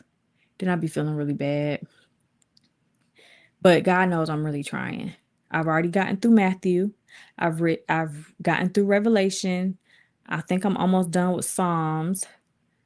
I'm gonna read Psalms again. I saved a lot of it. It's so much stuff, y'all. It's so much stuff, and it's just so much stuff. I highlighted so much stuff, and I'm trying to remember. Okay, if I remember the gist of where, like, I was so mad. I was watching my sermon yesterday for church, and I had forgot Matthew and who he was before a follower of Jesus. I was so mad when he had said, and I was like, I just studied Matthew. How can I not have remembered who he was? Like, so stuff like that. But I definitely, and I told Jeremy the other day, I said, I need to start studying the Bible with you and not just individually, because maybe that also helped me a lot. Because I'm very hard on myself with my prayer life. Like, I feel like I be admiring some people who know how to pray very well. Like, there's some people I hear them pray and it just be sounding so amazing. And then I start praying out. Like, I remember one time recently, somebody had asked me to pray because they know I've been like so involved with God. And I was like, I was so embarrassed. I was like, because I just didn't want to say the wrong thing. And I just feel like I'm like, I know I'm not gonna sound like these other people, but I hope I can sound like that. And I know it's not about that. You just gotta open your mouth and do it. But I just be hard on myself about that. I know I got it. But that's why I'm doing my podcast, because like I said, it's a calling on me to open up and to take it deeper with you, because every episode it encompasses something about God and my spiritual journey with him. But anyways, y'all, we way past the checkout time. And if y'all don't want no gender reveal tomorrow, y'all need to let me go. So let me go ahead and get off. I've already edited the video. All I gotta do is upload it to YouTube. So the girls are up. But anyways, I gotta just upload it to YouTube and go take my shower real quick. I'm probably gonna rip these lashes off and redo them tomorrow. It's almost my man's birthday. I got him some really nice gifts. And like I said, I don't know what we're gonna do tomorrow. Whatever he wants to do, if he wants to go do something. But he had his little get together. He may have to go work because he had a job thing today, but I think the girl rescheduled it to tomorrow. And he had asked her he do Tuesday, but she really wanted tomorrow. But he ended up saying, he think he was still gonna do it. Um, no, I'm genuinely a follower of Christ. Genuinely a follower of Christ. I was a follower. So let's be clear. I was a stronger follower of Christ prior to Jeremy even becoming a follower of Christ. I was the one who kept telling him, God says this and God says that. When we were in therapy, couples therapy together, I kind of want him to tell the whole story of how he found God. But what I will briefly say is when we was in couples therapy, something came out of our therapist had said something about God. And then I'm trying to not tell his testimony about God coming into his life, but he ended up kept having a certain preacher could continue to come up on his Facebook page. And then he felt a conviction. He ended up watching the video, finding a conviction over that. His conviction was so strong in that moment that he really truly at that very, like, he just did a hard stop of everything and divulged himself 100% into God. Like, he was in that basement just surrendering his whole life to God, like day in and day out. I didn't really know what was going on because I wasn't in the basement watching. Sometimes I would come down there and I would just see his eyes bloodshot red, and I knew he had been crying. And I didn't want to pry and ask him, like, why are you crying? Like, I didn't know if it was something going on in his life or what. You know how men can be sometimes, but Jeremy's typically very honest with me about things, but it just kept happening. And then I would hear a lot of gospel music. And then sometimes I would see like the sermons, and then I would just hear certain things he was saying. So within his part of doing that, he just really was tunnel vision for a lot of stuff. And his God opened his eyes up. He opened his life up to so many different things. And I remember him just calling me downstairs I kind of want to talk about this in a podcast, y'all. I'm sorry. I'm gonna finish this little part, but he pretty much poured himself out to me, like what God revealed to him about the things that he's done to me and what God said about that and blah blah blah. I'm not going to talk about what exactly God said. We can talk about that in the podcast. But now I'm crying, and I just realized how God had just did like a stronghold and changed him. And I was not actively in my Bible watching sermons, listening to gospel, all this stuff. All I knew was God was in my life, and I used to always I thought I knew the extent of like what God wanted for us and how we need to move. So that's why I would always tell him, you need to get God in your life. You keep saying you this Christian, but no Christian man ain't walking around here doing the stuff you doing, stuff like that. And then once he had his conviction and he was tunnel vision, he started opening my eyes up to stuff God was telling him to tell me and stuff that he needed to show me. And I started realizing I thought I knew God, but there's some stuff that I have not took accountability for. And like I said, that will be a part of the podcast as well.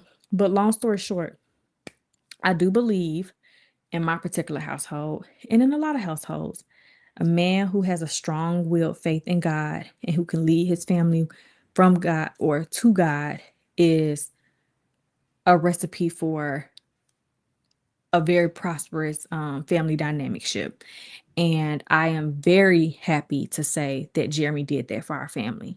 And I have no shame in my game to give him all of that kudos because I did not do the work to really go and seek God and find God the way that he wanted us to find him. It was surface level, just like a lot of you guys. No shade, no shade. But a lot of us are so surface level with God because it sounds good. It sounds good to, good night, angel face.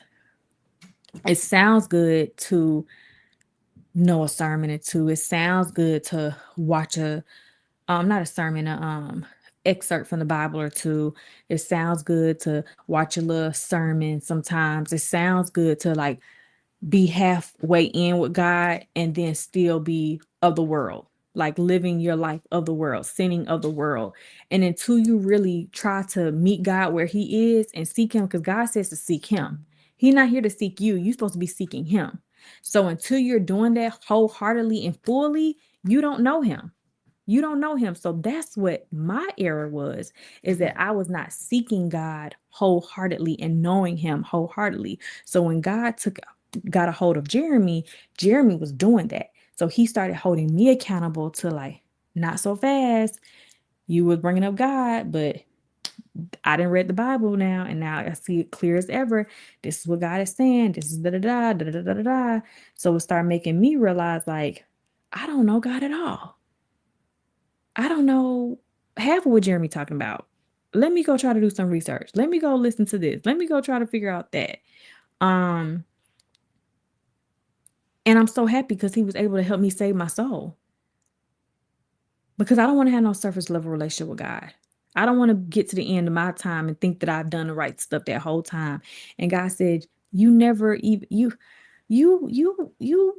loved this, that, and the third, and it was of the world, and was doing this and was doing that, and you fully gave yourself to all aspects of everything else but me. I'm so happy that Jeremy had what happened happen to him. And I know that's why the biggest part of the reason why God had whispered in my ear all those years ago when things were going left. And in the midst of all that, God had told me to stand still for a little bit because there was something that was going to come and it wasn't coming soon enough for me. I was like, well, I don't feel like I want to endure to the end because it's not looking too sunny. It's not looking good. It's not what I want to endure. This is not, but I had talked to God about it. And ultimately that's, like I said, there's so much stuff that we could talk about in the podcast, but long story short, when he told me to stand still, that's why God says, you may not know today, tomorrow, and all these other things, but there is a reason why you have to have discernment. And there's a reason why you have to talk to God and ask God. And I'm so grateful that I did talk to God and ask him about my relationship with Jeremy and where it was going and where he saw me going, because I was, it's so easy for everybody to like, leave, be done. And I'm like, hell yeah, let me take my shit and be done with all this because this is some bullshit. I ain't signed up for this because I didn't. And I was pissed because we can talk about that in a podcast. But because I want Jeremy to be there and be present. But yeah, ultimately, no, I am living my life actively a follower of Christ. I got rebaptized the way that I was supposed to be baptized because the first time, it's not because I felt like I wanted to get baptized because Jeremy said it. It's a way in the Bible God says you have to be baptized. So I had to get baptized the right way and come into agreement about what my next step forward was within my walk. So yeah. Yeah, for sure. I have heard that God will put the scripture on your heart when you need it. It's like a vault, 100%. Praying is just like talking to us. That's how you learn how to pray, that very way to talk to us on these videos. Is that how you talk to God? That's how you pray. There's no special. Yeah, 100%. And that's what everybody keeps telling me, not to get so caught up on being politically correct with my prayers. But I think that's just a part of my personality, which I need to just let that part go. But I do actively pray. And I did tell myself, I'm challenging myself in my prayer space moving forward to start praying out loud when I'm talking to him, because I'll talk to him and I'll talk to him like when I'm praying, or I just sit there and I talk, or I'm journaling, whatever that looks like, or I'm in my head. But I'm like, I need to pray out loud and just continue to practice that out loud.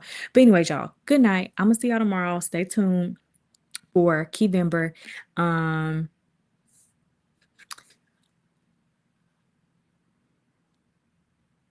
It says this guy on YouTube said he fasted 40 days and his wife changed. Her story made me think of that. He said God was actually speaking to his wife too. Oh no, for sure. Oh, for sure. For sure. For sure.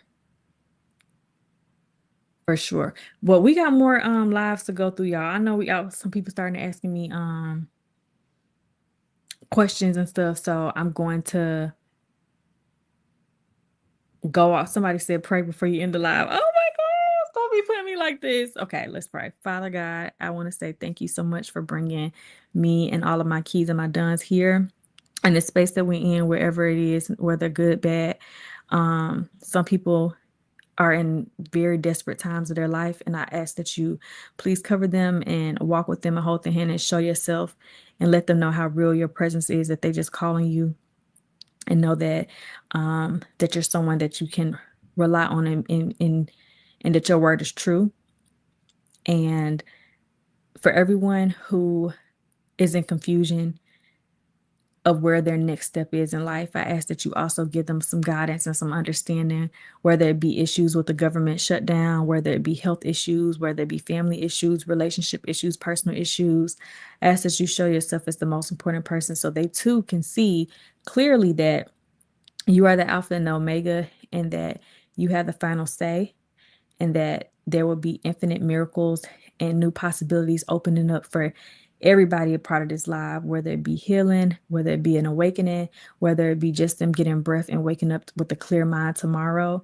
I ask that you cover everybody with health issues. I ask that you cover anybody with mental issues. And I ask that you cover everybody who may be walking away from this live with a heavy heart, who may feel guarded, who may feel like they're not in a safe space with nobody around to talk to and to come to. I ask that you allow them to seek refuge, and you show yourself to them so that they can see clear as day, and also find a village of like-minded people who can help support them. And that's as you cover my channel for the remaining of Keyvember and on to come, and that you continue to bring people who need to hear the message of God, and more people who have more things about you that can be shared with me, that can help me grow, and who can just gain some type of peace and understanding from my testimony, and give me grace. Give grace where grace should be allowed, and just have some sense of understanding for people who may not understand anything that I've talked about, but just know ultimately it's all because of you. In the name of Jesus, we pray. Amen. Okay, y'all. So I am going to end now, and I will see y'all tomorrow. I don't know if the video gonna be right at 8. It should be right at 8 because I'm gonna upload it while I'm in the shower, and I'll be in the shower forever and a day. So I will see y'all tomorrow. Bye.